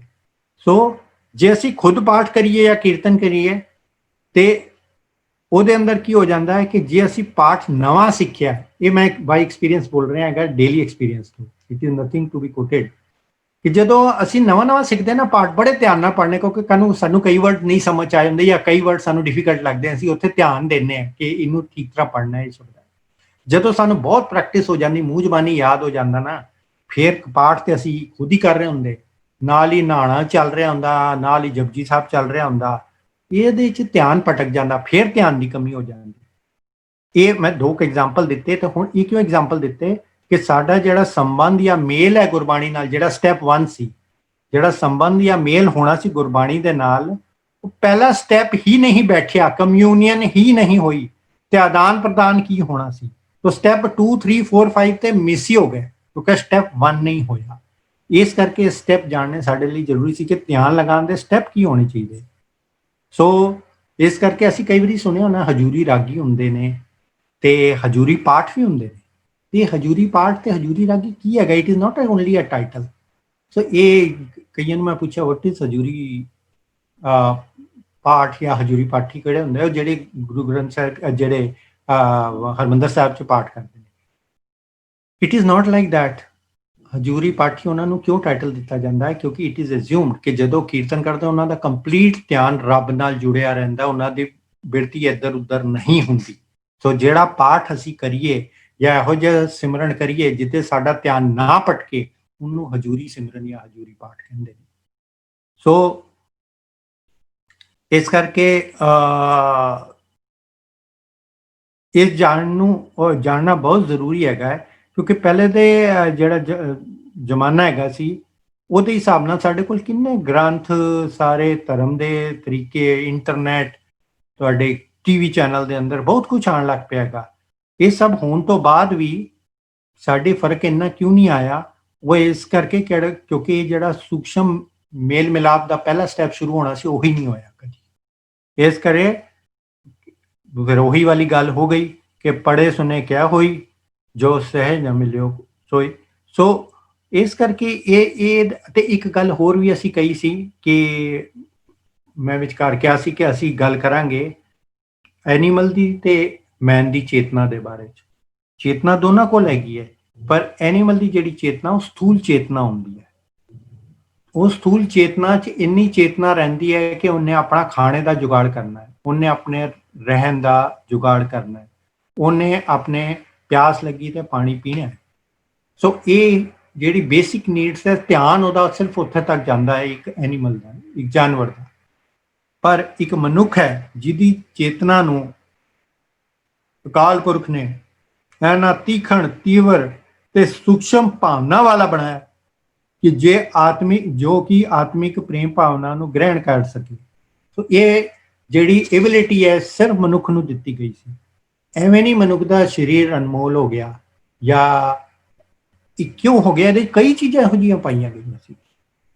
ਪਰ ਮੁਸ਼ਕਲ ਕੀ ਹੈ ਕਿ ਸਾਡਾ ਮਨ ਜਿਹੜਾ ਹੈ ਉਹ ਜਨਮਾਂ ਤੋਂ ਇਹ ਇਲਾਹੀ ਮੰਡਲ ਤੋਂ ਟੁੱਟਿਆ ਹੋਇਆ ਹੈ ਤੇ ਮਾਇਕੀ ਮੰਡਲ ਜਾਂ ਮਾਇਆ ਦੇ ਅੰਦਰ ਇੰਨਾ ਗਲਤਾਨ ਹੈ ਕਿ ਜਿਹੜੀ ਆਤਮਿਕ ਸੂਖਮ ਪ੍ਰੇਮ ਭਾਵਨਾ ਹੈ ਉਹਨੂੰ ਕਦੀ ਉਹਦੇ ਤਰਫ ਧਿਆਨ ਹੀ ਨਹੀਂ ਦਿੱਤਾ। ਜੇ ਅਸੀਂ ਧਿਆਨ ਨਹੀਂ ਦਿੱਤਾ, ਸਾਡੇ ਕੋਲ ਐਬਿਲਿਟੀ ਹੈ, ਇਹ ਸੁਣਨ ਵਾਲੀ ਗੱਲ, ਸਾਡੇ ਕੋਲ ਐਬਿਲਿਟੀ ਹੈਗੀ ਸੂਖਮ ਸੁਰਤ ਦੀ, ਪਰ ਅਸੀਂ ਧਿਆਨ ਨਹੀਂ ਦਿੱਤਾ ਤੇ ਯੂਜ਼ ਨਹੀਂ ਕੀਤੀ ਕਦੀ, ਤੇ ਸਾਡੇ ਤੇ ਐਨੀਮਲ ਦੇ ਵਿੱਚ ਕੀ ਫਰਕ ਰਹਿ ਗਿਆ ਫਿਰ? ਇਸੇ ਕਰਕੇ ਬਾਈ ਡੈਫੀਨੇਸ਼ਨ ਫਿਰ ਅਸੀਂ ਐਨੀਮਲ ਹੋਏ। ਜੇ ਅਸੀਂ ਸਥੂਲ ਸੁਰਤ ਨਾਲ ਹੀ ਕੰਮ ਚਲਾ ਰਹੇ ਹਾਂ, ਮੈਨੂੰ ਕੋਈ ਇੰਟਰਸਟ ਨਹੀਂ ਹੈ ਸੂਖਮ ਸੁਰਤ 'ਚ, ਜੇ ਸਥੂਲ ਸੁਰਤ ਨਾਲ ਹੀ ਕੰਮ ਚਲਾਣਾ ਤਾਂ ਮੈਂ ਤਾਂ ਐਨੀਮਲ ਹੋਇਆ। ਤੇ ਫਿਰ ਇਹ ਗੱਲ ਕਿਹੜੀ ਗਲਤ ਕਹਿ ਦਿੱਤੀ, ਜਦੋਂ ਕਿਹਾ ਕਰਤੂਤ ਪਸ਼ੂ ਕੀ ਮਾਨਸ ਜਾ। ਸੋ ਇਸ ਕਰਕੇ ਇਹ ਸਾਡੇ ਲਈ ਜ਼ਰੂਰੀ ਹੈਗਾ, ਇਟ ਇਜ਼ ਨਾਟ ਕਿ ਇਟ ਇਜ਼ ਥਿਓਰੀਟੀਕਲ। ਤੋ ਇਸ ਲਈ ਜਿਹੜੀ ਦੇਵੀ ਚੇਤਨਾ ਹੈ ਉਹ ਸਾਡੀ ਉਦੋਂ ਹੀ ਆਏਗੀ ਜਦੋਂ ਸਾਡੀ ਮੋਟੀ ਚੇਤਨਾ ਤੋਂ ਅਸੀਂ ਬਾਹਰ ਨਿਕਲ ਕੇ ਸੂਖਮ ਦੇ ਵੱਲ ਕਦਮ ਵਧਾਵਾਂਗੇ। ਸੋ ਸਾਡੇ ਲਈ ਇਹ ਜ਼ਰੂਰੀ ਹੈ ਔਰ ਸਾਡੇ ਕੋਲ ਹੀ ਐਬਿਲਿਟੀ ਹੈਗੀ ਹੈ। ਸੋ ਇਸ ਕਰਕੇ ਕੀ ਹੋ ਜਾਂਦਾ, ਜਿਹੜਾ ਅਸੀਂ ਪਾਠ, ਜਿਹੜਾ ਮੈਂ ਕਿਹਾ ਕਿ ਅਸੀਂ ਇਹੋ ਜਿਹਾ ਪਾਠ ਕਰਨੇ ਜਾਂ ਇਹੋ ਜਿਹੇ ਸਾਰੇ ਕੰਮ ਕਰਨੇ ਨੇ ਜਾਂ ਕੀਰਤਨ ਕਰਨੇ ਜਿੱਥੇ ਧਿਆਨ ਨਹੀਂ ਹੁੰਦਾ, ਉਹ ਸਾਡੀ ਬੜੀ ਹੀ ਫੋਕੀ, ਰਸਹੀਨ, ਭਾਵਨਾਹੀਨ ਤੇ ਲਾਭਹੀਨ ਹੋ ਜਾਂਦੀ, ਉਹਦਾ ਕੋਈ ਲਾਭ ਨਹੀਂ ਰਹਿੰਦਾ। ਕਰਦੇ ਤੇ ਅਸੀਂ ਬਹੁਤ ਕੁਛ ਹਾਂ। ਸੋ ਇਸ ਕਰਕੇ ਜਿਸ ਤਰ੍ਹਾਂ ਕਿ ਅਸੀਂ ਉਹ ਸਾਖੀ ਸੁਣੀ ਹੈਗੀ ਗੁਰੂ ਨਾਨਕ ਦੇਵ ਜੀ ਦੀ, ਜੇ ਸੁਲਤਾਨਪੁਰ ਚ ਕਾਜੀ ਦੇ ਕੋਲ ਗਏ ਸੀ ਤੇ ਉਹਦੇ ਨਮਾਜ਼ ਪੜ੍ਹਨ ਨੂੰ ਕਿਹਾ ਸੀ, ਸਭ ਜਾਣਦੇ ਨੇ, ਤੇ ਉਹਨਾਂ ਨੇ ਨਮਾਜ਼ ਕਿਉਂ ਨਹੀਂ ਪੜ੍ਹੀ? ਕਿਉਂਕਿ ਉਹ ਬੇਧਿਆਨੀ ਨਮਾਜ਼ ਸੀ।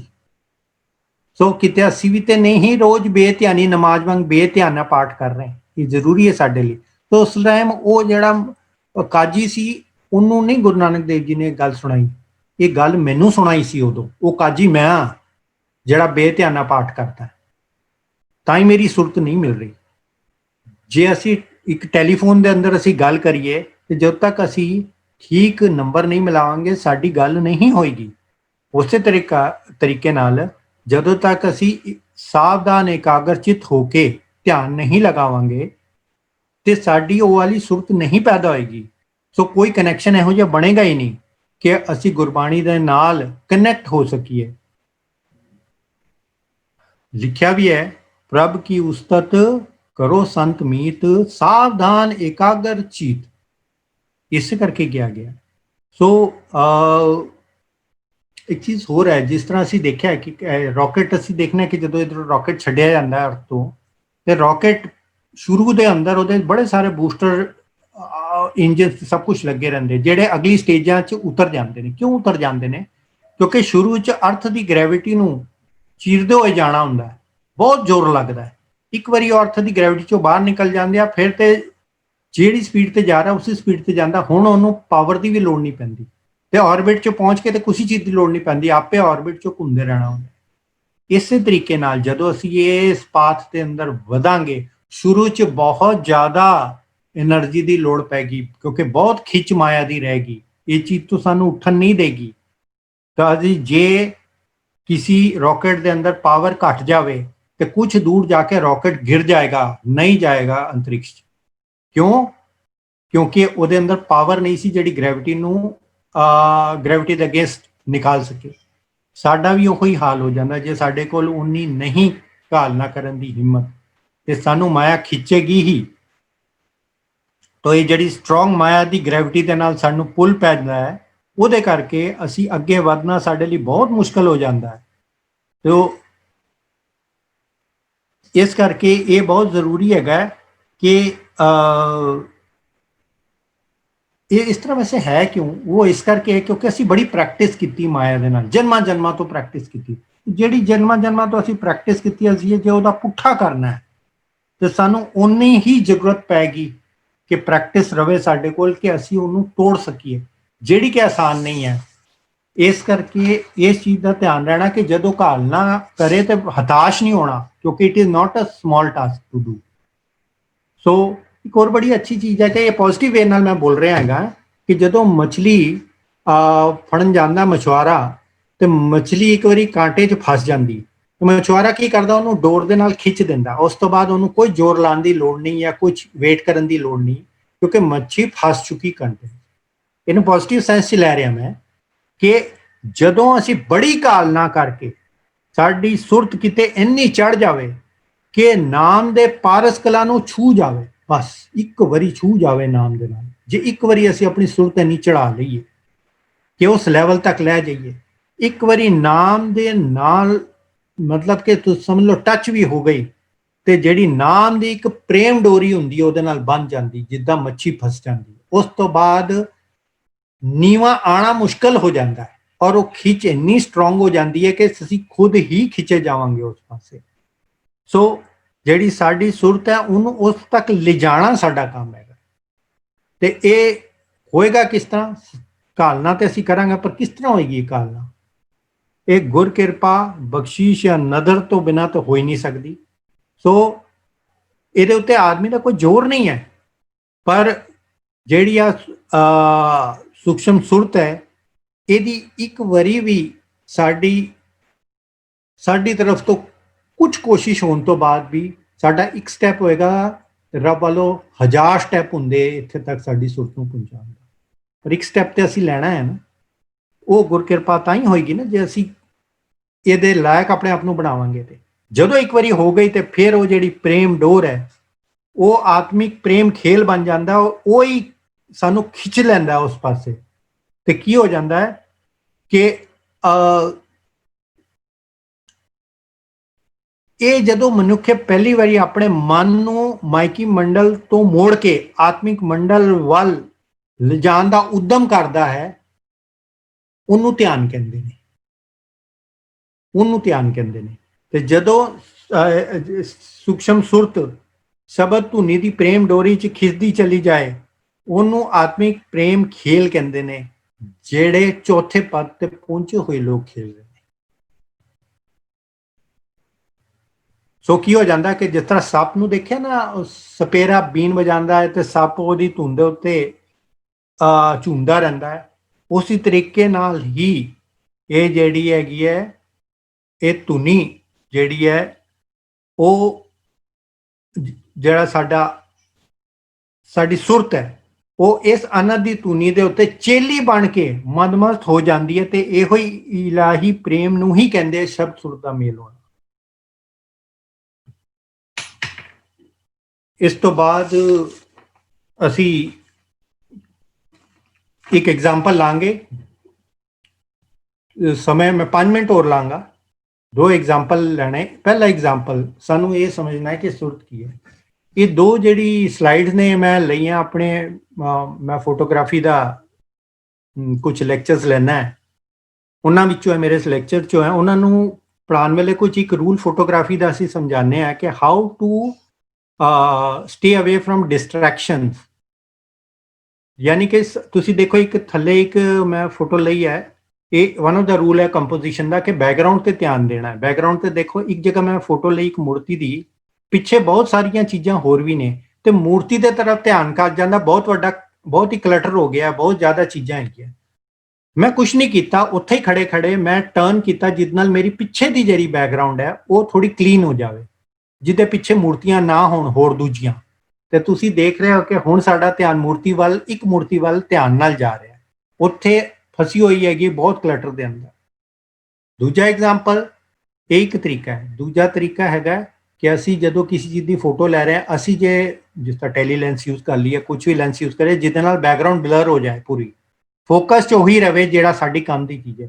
ਤਾਂ ਹੁਣ ਇੱਕ ਬੂੰਦ ਗਿਰ ਰਹੀ ਹੈ ਪਾਣੀ ਦੀ, ਮੈਂ ਉਹਦੇ ਉੱਤੇ ਫੋਕਸ ਕਰ ਰਿਹਾ, ਦੂਜੀ background Puri out of focus ਕਰ ਦਿੱਤੀ ਹੈ। ਤਾਂ ਕੀ ਹੋ ਗਿਆ ਕਿ ਹੁਣ ਮੇਰਾ ਇਹ ਦੋਨੋਂ 'ਚ ਕੀ ਹੋਇਆ ਕਿ ਮੇਰਾ ਪੁਆਇੰਟ ਆਫ ਇੰਟਰਸਟ ਸੈਂਟਰਲ ਹੋ ਗਿਆ, ਬਾਕੀ ਸਾਰੀ ਚੀਜ਼ਾਂ ਫੇਡ ਹੋ ਗਈਆਂ।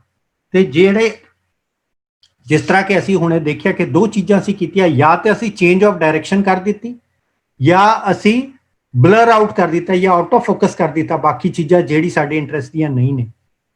ਉਸੇ ਤਰੀਕੇ ਦੇ ਨਾਲ ਹੀ ਜਿਹੜਾ ਸਮਝ ਲਓ, ਇਸ ਫੋਟੋਗ੍ਰਾਫੀ ਨਾਲ ਮੈਂ ਐਨਾਲੋਜੀ ਲੈ ਰਿਹਾ ਹਾਂ ਕਿ ਸਮਝੋ ਸਾਡਾ ਸਬਜੈਕਟ ਸ਼ਬਦ ਹੈ ਜਿਹਦੇ ਉੱਤੇ ਅਸੀਂ ਧਿਆਨ ਦੇਣਾ ਹੈ, ਤੇ ਜਿਹੜਾ ਸਾਡੀ ਬੈਕਗਰਾਉਂਡ ਕਲਟਰ ਹੈ ਜਿੰਨਾ, ਉਹ ਸਾਰਾ ਹੈਗਾ ਜਿਹੜੀ ਸਾਡੀ ਮਾਇਆਵੀ ਜ਼ਿੰਦਗੀ ਦੇ ਖਿਆਲ ਨੇ, ਉਹ ਸਾਰੇ ਉਹ ਪਿੱਛੇ ਕਲਟਰ ਨੇ। ਇਸੇ ਕਰਕੇ ਕੀ ਹੋ ਜਾਂਦਾ ਹੈ ਕਿ ਸਾਡੀ ਕੰਸੰਟਰੇਸ਼ਨ ਸ਼ਬਦ ਵੱਲ ਬਣਦੀ ਨਹੀਂ, ਤੇ ਜਿਹੜਾ ਮਨ ਹੈਗਾ ਉਹ ਸੈਂਸਰ ਹੈਗਾ ਜਿਹੜਾ ਕਿ ਰਿਕਾਰਡ ਕਰ ਰਿਹਾ ਸਾਰਾ ਕੁਝ।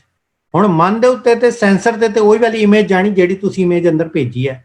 ਜੇ ਕਲਟਰ ਵਾਲੀ ਭੇਜੀ ਹੈ ਤੇ ਸ਼ਬਦ ਦੀ ਤਰਫ ਧਿਆਨ ਨਹੀਂ ਜਾ ਰਿਹਾ, ਸ਼ਬਦ ਵੀ ਵਿੱਚ ਹੀ ਹੈ, ਵਿੱਚ ਹੀ ਮਾਇਆ ਦਾ ਵੀ ਸਾਰਾ ਕੁਝ ਕਰੀ ਜਾਂਦੇ। ਇਸ ਕਰਕੇ ਅਸੀਂ ਪਾਠ ਵੀ ਕਰੀ ਜਾਂਦੇ ਹਾਂ ਤੇ ਮਾਇਆਵੀ ਕੰਮ ਵੀ ਕਰ ਕਰਦੇ ਹਾਂ ਤੇ ਗਲਤ ਕੰਮ ਵੀ ਕਰੀ ਜਾਂਦੇ ਹਾਂ ਤੇ ਸਾਰਾ ਕੁਝ ਕਰੀ ਜਾਂਦੇ ਵਿੱਚ। ਬਟ ਜੇ ਸਾਡਾ ਡਾਇਰੈਕਸ਼ਨ, ਪਹਿਲਾ ਰੂਲ ਆਫ ਕੰਪੋਜੀਸ਼ਨ, ਜੇ ਸਾਡੀ ਡਾਇਰੈਕਸ਼ਨ ਚੇਂਜ ਹੋਵੇ ਜਿਹਦੇ ਨਾਲ ਸਾਡਾ ਕਿਸੇ ਤਰੀਕੇ ਨਾਲ ਪਿਛਲਾ ਜਿਹੜਾ ਕਲਟਰ ਹੈ ਉਹਦੇ ਚੋਂ ਅਸੀਂ ਬਾਹਰ ਨਿਕਲ ਆਈਏ, ਆਪਣੀ ਡਾਇਰੈਕਸ਼ਨ ਸੋਚ ਦੀ ਚੇਂਜ ਕਰੀਏ। ਜਾਂ ਦੂਜੀ ਫੋਟੋ ਜਿਹਦੇ ਅੰਦਰ ਕਿ ਅਸੀਂ ਸਾਰਾ ਕੁਝ ਆਊਟ ਆਫ ਫੋਕਸ ਕਰੀਏ ਜਿਹੜੇ ਸਾਡੇ ਇੰਟਰਸਟ ਦਾ ਨਹੀਂ ਹੈ, ਇਹਨੂੰ ਹੀ ਅਲਿਪਤ ਰਹਿਣਾ ਕਹਿੰਦੇ ਨੇ। ਸੋ ਦਾ ਪ੍ਰੋਸੈਸ ਆਫ ਅਲਿਪਤ ਰਹਿਣਾ ਜਾਂ ਸਿਲੈਕਟਿਵ ਫੋਕਸ, ਇਸੇ ਨੂੰ ਹੀ ਸ਼ਬਦ ਸੂਰਤ ਦਾ ਜੁੜਨਾ ਕਹਿੰਦੇ ਨੇ।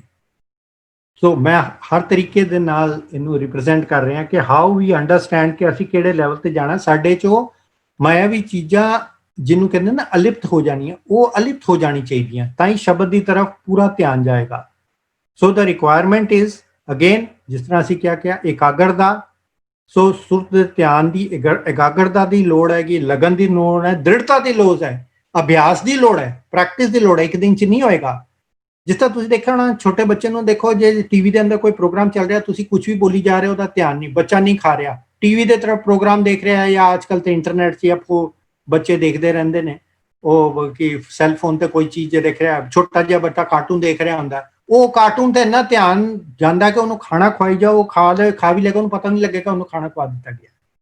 ਸੋ ਉੱਥੇ ਦੋ ਚਾਰ ਚੀਜ਼ਾਂ ਰਹਿੰਦੇ, ਧਿਆਨ ਨਹੀਂ, ਧਿਆਨ ਉੱਥੇ ਹੈ। ਇਸ ਕਰਕੇ ਜਿਹੜਾ ਖਾਣਾ ਖਵਾਇਆ ਜਾ ਰਿਹਾ ਉਹਦੇ ਬਾਰੇ ਕੁਝ ਨਹੀਂ ਸੁਣ ਰਿਹਾ। ਕਈ ਵਾਰੀ ਅਸੀਂ ਆਵਾਜ਼ ਮਾਰੀਏ ਤਾਂ ਨਹੀਂ ਸੁਣਦਾ, ਤਾਂ ਉਹਨੂੰ ਸੁਣਾਈ ਦੇਣਾ ਬੰਦ ਹੋ ਜਾਂਦਾ। ਉਹਨੂੰ ਅਸੀਂ ਖਾਣਾ ਖਵਾ ਰਹੇ, ਉਹਨੂੰ ਦਿਖਣਾ ਬੰਦ ਹੋ ਜਾਂਦਾ ਹੈ। ਤੀਸਰੀ ਗੱਲ ਹੈ, ਉਹਨੂੰ ਟਾਈਮ ਦੀ ਸੈਂਸ ਨਹੀਂ ਰਹਿੰਦੀ ਇੱਕ ਬੱਚੇ ਨੂੰ। ਸੋ ਦੇਖ ਰਿਹਾ ਤੇ ਦੇਖ ਹੀ ਰਿਹਾ ਜੇ ਤੁਸੀਂ ਰੋਕਿਆ ਨਹੀਂ ਤੇ। ਇਸ ਕਰਕੇ ਕੀ ਚੀਜ਼ਾਂ ਹੋਈਆਂ ਕਿ ਦਿਖਣਾ ਬੰਦ ਹੋ ਗਿਆ, ਸੁਣਨਾ ਬੰਦ ਹੋ ਗਿਆ, ਤੇ ਟਾਈਮ ਦੀ ਸੈਂਸ ਚਲੀ ਗਈ। ਤੇ ਸਾਡੀ ਮਾਇਆ ਦੀ ਤਰਫ ਸਾਨੂੰ ਉਹ ਮਾਇਆ ਦਿਖਣੀ ਬੰਦ ਹੋ ਜਾਏ, ਸੁਣਨੀ ਬੰਦ ਹੋ ਜਾਏ, ਤੇ ਟਾਈਮ ਦੀ ਸੈਂਸ ਚਲੀ ਜਾਏ ਕਿ ਹਾਏ ਮੈਂ ਇੰਨਾ ਬੜਾ ਪਾਠ ਕਰ ਲਿਆ, ਨਹੀਂ ਹੋਰ ਵੀ ਬੜੇ ਕੰਮ ਸੀ। ਇਹ ਸੈਂਸ ਖਤਮ ਹੋ ਜਾਣੀ ਚਾਹੀਦੀ। ਜਦੋਂ ਇਹ ਚੀਜ਼ਾਂ ਖਤਮ ਹੋ ਜਾਂਦੀਆਂ, ਜਿਸ ਤਰ੍ਹਾਂ ਇੱਕ ਬੱਚੇ ਦੀ ਖਤਮ ਹੋ ਜਾਂਦੀ ਹੈ, ਇਸ ਤਰ੍ਹਾਂ ਕੰਸੰਟਰੇਸ਼ਨ, ਇਸ ਤਰ੍ਹਾਂ ਸੁਰਤ ਲੱਗਦੀ ਹੈ। ਦੂਜਾ ਐਗਜ਼ਾਮਪਲ ਦੇਣਾ ਕਿ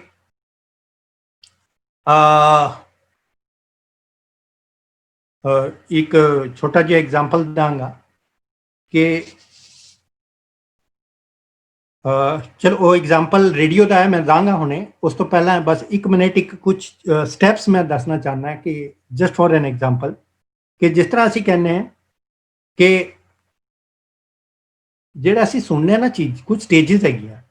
ਸਟੇਜ ਧਿਆਨ ਦੇ ਵੀ ਦੇਣ ਦੀ ਸਟੇਜਸ ਕੀ ਨੇ? ਸਭ ਤੋਂ ਪਹਿਲੀ ਸਟੇਜ ਹੈਗੀ ਹੈ ਕਿ ਧਿਆਨ ਦੇਣਾ ਸ਼ੁਰੂ ਕੀਤਾ ਜਿਹੜਾ ਫਸਟ ਵਿਦ ਸਥੂਲ ਈਅਰਸ, ਜਿਹੜੇ ਸਾਡੇ ਆਹ ਕੰਨ ਨੇ, ਉਹਦੇ ਤੋਂ ਅਸੀਂ ਗੁਰ ਸ਼ਬਦ ਜਾਂ ਸਿਮਰਨ ਜਾਂ ਅਭਿਆਸ ਸਭ ਕੁਝ ਇਹਦੇ ਤੋਂ ਸੁਣਨੇ। ਇਹ ਸਥੂਲ ਕੰਨ ਨੇ ਸਾਡੇ। ਇਹ ਸਿਮਰਨ ਅਭਿਆਸ ਨੂੰ ਜਦੋਂ ਅਸੀਂ ਰਿਪੀਟਡਲੀ ਕਰਦੇ ਹਾਂ ਤੇ ਰਿਪੀਟਡਲੀ ਕਰ ਕਰਕੇ ਸਾਡਾ ਜਿਹੜਾ ਗੁਰ ਸ਼ਬਦ ਅਸੀਂ ਸੁਣ ਰਹੇ ਹਾਂ ਉਹ ਆਪੇ ਸੂਖਸ਼ਮ ਹੁੰਦਾ ਜਾਂਦਾ ਹੈ। ਉਹ ਇੰਨਾ ਸੂਖਸ਼ਮ ਹੁੰਦਾ ਜਾਂਦਾ, ਇਸੇ ਲਈ ਵਾਹਿਗੁਰੂ ਵਾਹਿਗੁਰੂ ਵਾਹਿਗੁਰੂ ਤਾਂ ਜਾਪ ਕਰਨ ਕਿਉਂ ਕਹਿੰਦੇ? ਸੇਮ ਹੀ ਤੇ ਵਰਡ ਹੈ। ਕਿਉਂਕਿ ਜਦੋਂ ਰਿਪੀਟਡਲੀ ਹੁੰਦਾ ਇੰਨਾ ਡੂੰਘਾ ਚਲਾ ਜਾਂਦਾ ਹੈ, ਉਹਨੂੰ ਕਹਿੰਦੇ ਕਿ ਅਨੁਭਵੀ ਸੁਰਤ ਤੇ ਪਹੁੰਚ ਰਿਹਾ, ਹੁਣ ਸੁਰਤ ਨੂੰ ਅਨੁਭਵ ਹੋ ਰਿਹਾ ਉਸ ਚੀਜ਼ ਦਾ। ਜਦੋਂ ਉਹ ਸਟੇਜ ਆ ਜਾਂਦੀ, ਇੱਕ ਟਾਈਮ ਆਂਦਾ ਜਦੋਂ ਜਿਹੜਾ ਇਹ ਸ਼ਬਦ ਹੈ ਉਹ ਮਨ ਤਨ ਬੁੱਧੀ ਅੰਤਿਸ਼ਕਰਣ ਚ ਇੰਨਾ ਧਸ ਵਸ ਜਾਂਦਾ ਹੈ ਕਿ ਉਹ ਨਿਸ਼ਬਦ ਹੋ ਜਾਂਦਾ, ਜਿਹੜਾ ਅਸੀਂ ਗੱਲ ਕੀਤਾ ਸੀ ਕਿ ਅਕਸ਼ਰਹੀਨ ਹੋ ਜਾਂਦਾ। ਉਹ ਇਸ ਤਰ੍ਹਾਂ ਸ਼ਬਦ ਦੇ ਅਕਸ਼ਰਹੀਨ ਹੋ ਜਾਣ ਤੇ ਜਦੋਂ ਅਕਸ਼ਰਹੀਨ ਸ਼ਬਦ ਹੋ ਜਾਂਦਾ ਤੇ ਫਿਰ ਉਹਦਾ ਅਸਲੀ ਸੂਖਸ਼ਮ ਰੂਪ ਸਾਹਮਣੇ ਆਉਂਦਾ ਜਾਂ ਨਾਮ ਰੂਪ ਆ ਜਾਂਦਾ, ਉਹਦੇ ਨਾਲ ਪ੍ਰਕਾਸ਼ ਹੁੰਦਾ। ਉਹ ਜਿਹੜਾ ਨਾਮ ਰੂਪ ਬਣ ਜਾਂਦਾ ਹੈਗਾ ਸ਼ਬਦ, ਉਹ ਪ੍ਰਕਾਸ਼ ਹੋ ਜਾਂਦਾ ਹੈ, ਉਸ ਨੂੰ ਹੀ ਅੱਗੇ ਸਤਸੁਰਤ ਦੀ ਮੇਲ ਕਹਿੰਦੇ ਨੇ, ਜਿਹੜਾ ਕਿ ਇੱਕ ਸ਼ਬਦ ਆਏਗਾ ਲਿਵ। ਉਹ ਅਸੀਂ ਦੇਖਾਂਗੇ ਕਿਹੜਾ ਸ਼ਬਦ ਹੈ ਲਿਵ, ਉਹਦੀ ਜ਼ਰੂਰਤ ਇੱਥੇ ਪੈ ਗਈ। ਜਿਹੜਾ ਮੈਂ ਐਗਜ਼ਾਮਪਲ ਕਹਿ ਰਿਹਾ ਸੀ, ਇੱਕ ਹੋਰ ਐਗਜ਼ਾਮਪਲ ਦੇਣਾ, ਉਹ ਮੈਂ ਰੇਡੀਓ ਦਾ ਐਗਜ਼ਾਮਪਲ ਦੇਣਾ ਚਾਹੁੰਦਾ ਸੀ। ਅਸੀਂ ਜਦੋਂ ਪਹਿਲਾਂ ਰੇਡੀਓ ਸੁਣਦੇ ਹੁੰਦੇ ਸੀ, ਉਦੋਂ ਅਸੀਂ ਦੇਖਦੇ ਹੁੰਦੇ ਸੀ ਕਿ ਸਾਡੇ ਕੋਲ ਉਦੋਂ FM ਤੇ ਹੁੰਦਾ ਹੀ ਨਹੀਂ ਸੀ, AM ਹੁੰਦਾ ਸੀ, ਤੇ ਇੱਕ ਹੁੰਦਾ ਸੀ ਸ਼ਾਰਟਵੇਵ ਤੇ। ਉਹਦੇ ਅੰਦਰ ਅਸੀਂ ਕੀ ਕਰਦੇ ਹੁੰਦੇ ਸੀ ਕਿ ਅਸੀਂ ਬਿਨਾਕਾ ਗੀਤਮਾਲਾ ਸੁਣਨੀ, ਤੇ ਉਹ ਆਣਾ ਸਿਲੋਨ ਤੋਂ, ਅਮੀਨ ਸਿਆਨੀ ਦਾ, ਉਹ ਦੂਰ ਤੋਂ ਆ ਰਹੀ ਹੈਗੀ ਹੈ। ਅਸੀਂ ਰੇਡੀਓ ਲਾਉਂਦੇ ਸੀ, ਕਿਸੇ ਡਾਇਰੈਕਸ਼ਨ 'ਚ ਆਵਾਜ਼ ਆਉਂਦੀ ਸੀ, ਕਿਸੇ 'ਚ ਨਹੀਂ ਆਉਂਦੀ ਸੀ। ਬੜੀ ਕੋਸ਼ਿਸ਼ ਕਰਦੇ ਸੀ ਕਿ ਉਹ ਫ੍ਰੀਕੁਐਂਸੀ ਸੈੱਟ ਹੋ ਜਾਵੇ। ਤੋ ਸਾਨੂੰ ਇਹ ਵੀ ਪਤਾ ਹੈਗਾ ਕਿ ਹੁਣ ਵੀ ਜੇ ਅਸੀਂ ਕੋਈ ਰੇਡੀਓ 'ਚ ਚੀਜ਼ ਸੁਣਨੀ ਹੈ ਤਾਂ ਸਾਨੂੰ ਉਸ ਫ੍ਰੀਕੁਐਂਸੀ ਨਾਲ ਸੈੱਟ ਹੋਣਾ ਪਏਗਾ, ਨਹੀਂ ਤੇ ਸੁਣਾਈ ਨਹੀਂ ਦੇਗੀ। ਰੇਡੀਓ ਉਹੀ ਹੈ, ਰੇਡੀਓ ਉਹੀ। ਸੋ ਐਟ ਪਾਰਟਿਕੂਲਰ ਵੇਵਲੈਂਥ ਜਾਂ ਮੀਟਰ ਤੇ ਅਸੀਂ ਉਸ ਸਾਊਂਡ ਨੂੰ ਕੈਚ ਕਰ ਸਕਦੇ ਹਾਂ ਜਿਹੜਾ ਕਿ ਇੱਕ ਰੇਡੀਓ ਸਟੇਸ਼ਨ ਤੋਂ ਆ ਰਿਹਾ। ਤੇ ਜੇ ਸਾਡੀ ਸੂਖਸ਼ਮ ਖਿਆਲ ਜਾਂ ਸੂਖਸ਼ਮ ਸੁਰਤ ਕਿਸੇ ਤਰੀਕੇ ਨਾਲ ਉਸ ਵੇਵਲੈਂਥ ਨੂੰ ਕੈਚ ਕਰ ਲਵੇ, ਜਿਹੜਾ ਆਤਮਿਕ ਮੰਡਲ ਤੋਂ ਸੰਨਿਆ ਜਾਂ ਸ਼ਬਦ ਰੂਪ ਚ ਆ ਹੀ ਜਾ ਰਿਹਾ ਹੈ, ਉਹ ਟਰਾਂਸਮਿਸ਼ਨ ਕਦੀ ਨਹੀਂ ਰੁਕਿਆ। ਰੱਬ ਹਮੇਸ਼ਾ ਸਾਡੇ ਲਈ ਕੁਛ ਨਾ ਕੁਛ ਮੈਸੇਜ ਦੇ ਰਿਹਾ ਹੁੰਦਾ, ਸਾਨੂੰ ਸਮਝ ਨਹੀਂ ਆਉਂਦਾ। ਤੋ ਜਿਹੜਾ ਗਿਆਨ ਹੈ ਉਹ ਹਮੇਸ਼ਾ ਚੱਲ ਰਿਹਾ, ਸਾਡੀ ਫ੍ਰੀਕੁਐਂਸੀ ਮੈਚ ਨਹੀਂ ਹੋਈ ਹੈ। ਜੇ ਸਾਡੀ ਸੂਖਸ਼ਮ ਸੁਰਤ ਇਸ ਫ੍ਰੀਕੁਐਂਸੀ ਨੂੰ ਮੈਚ ਕਰ ਜਾਏ ਤੇ ਹੋਏਗਾ ਕਿ ਸੁਰਤ ਦੀ ਤਾਰ ਉਹਦੇ ਨਾਲ ਜੁੜ ਜਾਏਗੀ। ਸੋ ਸਿਮਰਨ ਅਭਿਆਸ ਦੁਆਰਾ ਇਹ ਜਿਹੜੀ ਤਾਰ ਜਿਹੜੀ ਜੁੜੇਗੀ, ਉਹ ਮਹੀਨ ਹੋ ਕੇ ਆਤਮਿਕ ਮੰਡਲ ਦੀ ਵੇਵਲੈਂਥ ਤੱਕ ਪਹੁੰਚ ਜਾਏ, ਤਾਂ ਅਸੀਂ ਅਨਹਦ ਧੁਨੀ ਸੁਣਨ ਲਾਇਕ ਹੋ ਜਾਂਦੇ ਹਾਂ। ਅਗੇਨ, ਜੇ ਸਾਡੀ ਸੁਰਤ ਦੀ ਤਾਰ ਸਹੀ ਵੇਵਲੈਂਥ ਨਾਲ ਜੁੜ ਜਾਏ ਤਾਂ ਸਾਡੀ ਯੋਗਤਾ ਹੋ ਜਾਏਗੀ, ਅਸੀਂ ਅਨਹਦ ਬਾਣੀ ਸੁਣ ਸਕੀਏ। ਪਰ ਜਿਸ ਤਰ੍ਹਾਂ ਰੇਡੀਓ ਦੇ ਅੰਦਰ ਮੈਂ ਦੱਸਿਆ ਸਿਲੋਨ ਤੋਂ ਆਉਂਦਾ ਸੀ, ਬਹੁਤ ਸਾਰੀ ਡਿਸਟਰਬੈਂਸ ਆਉਂਦੀਆਂ ਹੁੰਦੀਆਂ ਸੀ। ਫ੍ਰੀਕੁਐਂਸੀ ਨੂੰ ਮੈਚ ਕਰਨ ਦੀ ਕਦੀ ਆ ਜਾਂਦੀ ਸੀ, ਕਦੀ ਫਿਰ ਚਲ ਜਾਣੀ, ਕਿਉਂਕਿ ਬਹੁਤ ਸਾਰੀ ਡਿਸਟਰਬੈਂਸ ਸੀ। ਇਹ ਰੇਡੀਓ ਡਿਸਟਰਬੈਂਸਿਸ ਹੀ ਸਾਡੀ ਲਾਈਫ 'ਚ ਹੈਗੀ ਹੈ, ਜਿਹੜੀ ਸਾਨੂੰ ਅਨਹਦ ਧੁਨੀ ਨਹੀਂ ਸੁਣਨ ਦਿੰਦੀਆਂ। ਇਹ ਰੇਡੀਓ ਡਿਸਟਰਬੈਂਸਿਸ ਕੀ ਨੇ? ਇਹ ਜਿਹੜਾ ਬਾਹਰੀ ਮਾਇਕੀ ਕੋਲਾਹਲ ਹੈ, ਮਾਇਆ ਦਾ ਕੋਲਾਹਲ ਹੈ, ਸਾਡਾ ਆਪਣਾ ਸ਼ੋਰ ਹੈਗਾ, ਇਹ ਇੰਨਾ ਜ਼ਿਆਦਾ ਹੈਗਾ ਕਿ ਸਾਨੂੰ ਉਹ ਜਿਹੜਾ ਰੇਡੀਓ ਸਟੇਸ਼ਨ ਤੇ ਚੱਲੀ ਜਾ ਰਿਹਾ ਸ਼ਬਦ ਦਾ, ਸਾਡੇ ਕੋਲ ਉਹ ਵੇਵਲੈਂਥ ਜੁੜਨ ਦਾ ਮੌਕਾ ਹੀ ਨਹੀਂ ਮਿਲਦਾ, ਕਿਉਂਕਿ ਸਾਡੀ ਰੇਡੀਓ ਡਿਸਟਰਬੈਂਸ ਇੰਨੀਆਂ ਹੈ ਕਿ ਸਾਨੂੰ ਕਿਧਰੋਂ ਦੀ ਅਨੰਦ ਬਾਣੀ ਸੁਣਾਈ ਦੇਣੀ ਹੈ। ਸੋ ਇਸ ਸੂਖਸ਼ਮ ਅਨੁਭਵੀ ਕਹਿ ਸਕਦੇ ਹੋ ਕਿ ਦੇਸ਼ ਦੇ ਸੂਖਸ਼ਮ ਗਹਿਰੇ ਪ੍ਰੇਮ ਨੂੰ ਅਨੁਭਵ ਕਰਨਾ ਹੈ ਤਾਂ ਸਭ ਸੁਰਤ ਦਾ ਮੇਲ ਹੋਣਾ ਬਹੁਤ ਜ਼ਰੂਰੀ ਹੈ। ਤੇ ਜਦੋਂ ਤੱਕ ਇਹ ਵੇਵਲੈਂਥ ਨਾ ਪਕੜੀ ਜਾਏ, ਉਦੋਂ ਤੱਕ ਮਨ ਇਕਾਗਰ ਨਹੀਂ ਹੋਏਗਾ, ਰਸ ਨਹੀਂ ਆਏਗਾ, ਮਾਇਕੀ ਮੰਡਲ ਤੋਂ ਉੱਠ ਨਹੀਂ ਸਕਾਂਗੇ, ਅੰਧੇਰਾ ਦੂਰ ਨਹੀਂ ਹੋਏਗਾ ਜਾਂ ਪ੍ਰਭੂ ਦੇ ਦਰਸ਼ਨ ਨਹੀਂ ਹੋਣਗੇ। ਸੋ ਸਾਡਾ ਇੱਕ ਬਹੁਤ ਅੱਛਾ ਤੁਕ ਹੈਗੀ ਹੈ ਗੁਰੂ ਗ੍ਰੰਥ ਸਾਹਿਬ 'ਚ ਕਿ ਮਨ ਕਰ ਬੈਲ, ਯਾਨੀ ਮਨ ਨੂੰ ਆਪਣੇ ਉਹ ਜਿਹਾ ਬੈਲ ਬਣਾ ਦੇ ਤੇ ਕਿਹਦੇ ਉੱਤੇ ਚੱਲ, ਜਿਹੜੀ ਸੁਰਤ ਹੈ ਉਹਨੂੰ ਆਪਣੀ ਸੜਕ ਬਣਾ ਲਾ। ਹੁਣ ਬੈਲ ਕੀ ਕਰਨ ਡਿਆ ਕਿ ਉਹਦੇ ਅੰਦਰ ਜਿਹੜੀ ਅਸੀਂ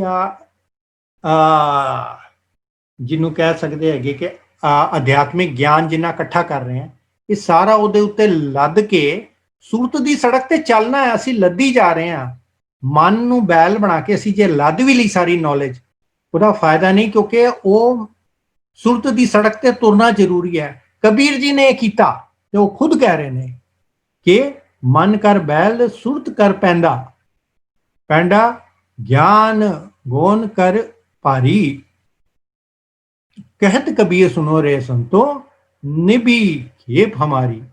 इस तरह मैं अपनी डेस्टिनेशन पे पहुंचा समान समेत। तो किस तरह ये डेस्टिनेशन ते पहुंचे, ये पूरे सार है जिहड़ी मैं सुरत की गल की। इस करके सानू जे ये दो लाइनां भी समझ आ जाण कि असी करना की हैगा कि मन नू असी घालना लई तैयार करना है, वो बल्द है, उन्होंने असी घालना लई तैयार करना है, ते वो घालना करन वास्ते उहदे उत्ते समान भी लदना है, और वो समान खाली लद्या ना रह जाए, उस समान दे नाल उस सड़क ते चलना सुरत दी। जदों उहदे उत्ते चलांगे तां साडा असीं अपनी डेस्टिनेशन ते पहुंचांगे। ते बहुत संक्षेप रूप च मैं थोड़ा जिहा समय ज़्यादा ले लिया, उहदे लई माफ़ करना। ते क्योंकि ज़रूरी सी अगे असी जो नैक्सट पार्ट लांगे उहदे अंदर असी देखांगे कि सब सुरत दा मिलन जरूरी क्यों है, और ना करन ते की होएगा, ते करना किस तरह है, असी अपने अपने लैवल तो किद्दां अगे स्टार्ट करना है जी, जिथे भी है। सो ये नैक्सट वाली शायद उहदे उत्ते होएगी, ते उस तो बाद शायद लास्ट होएगी जिथे वो ब्रिज लिव की गल होएगी कि लिव का की रोल है शब्द सुर दे मेल। सो आज तक बड़ी गलतियां हो गई होणगियां, और कई कुछ गलत भी बोलिया गया होएगा, तो संगत माफ़ करे। वाहिगुरू जी का खालसा, वाहिगुरू जी की फतेह।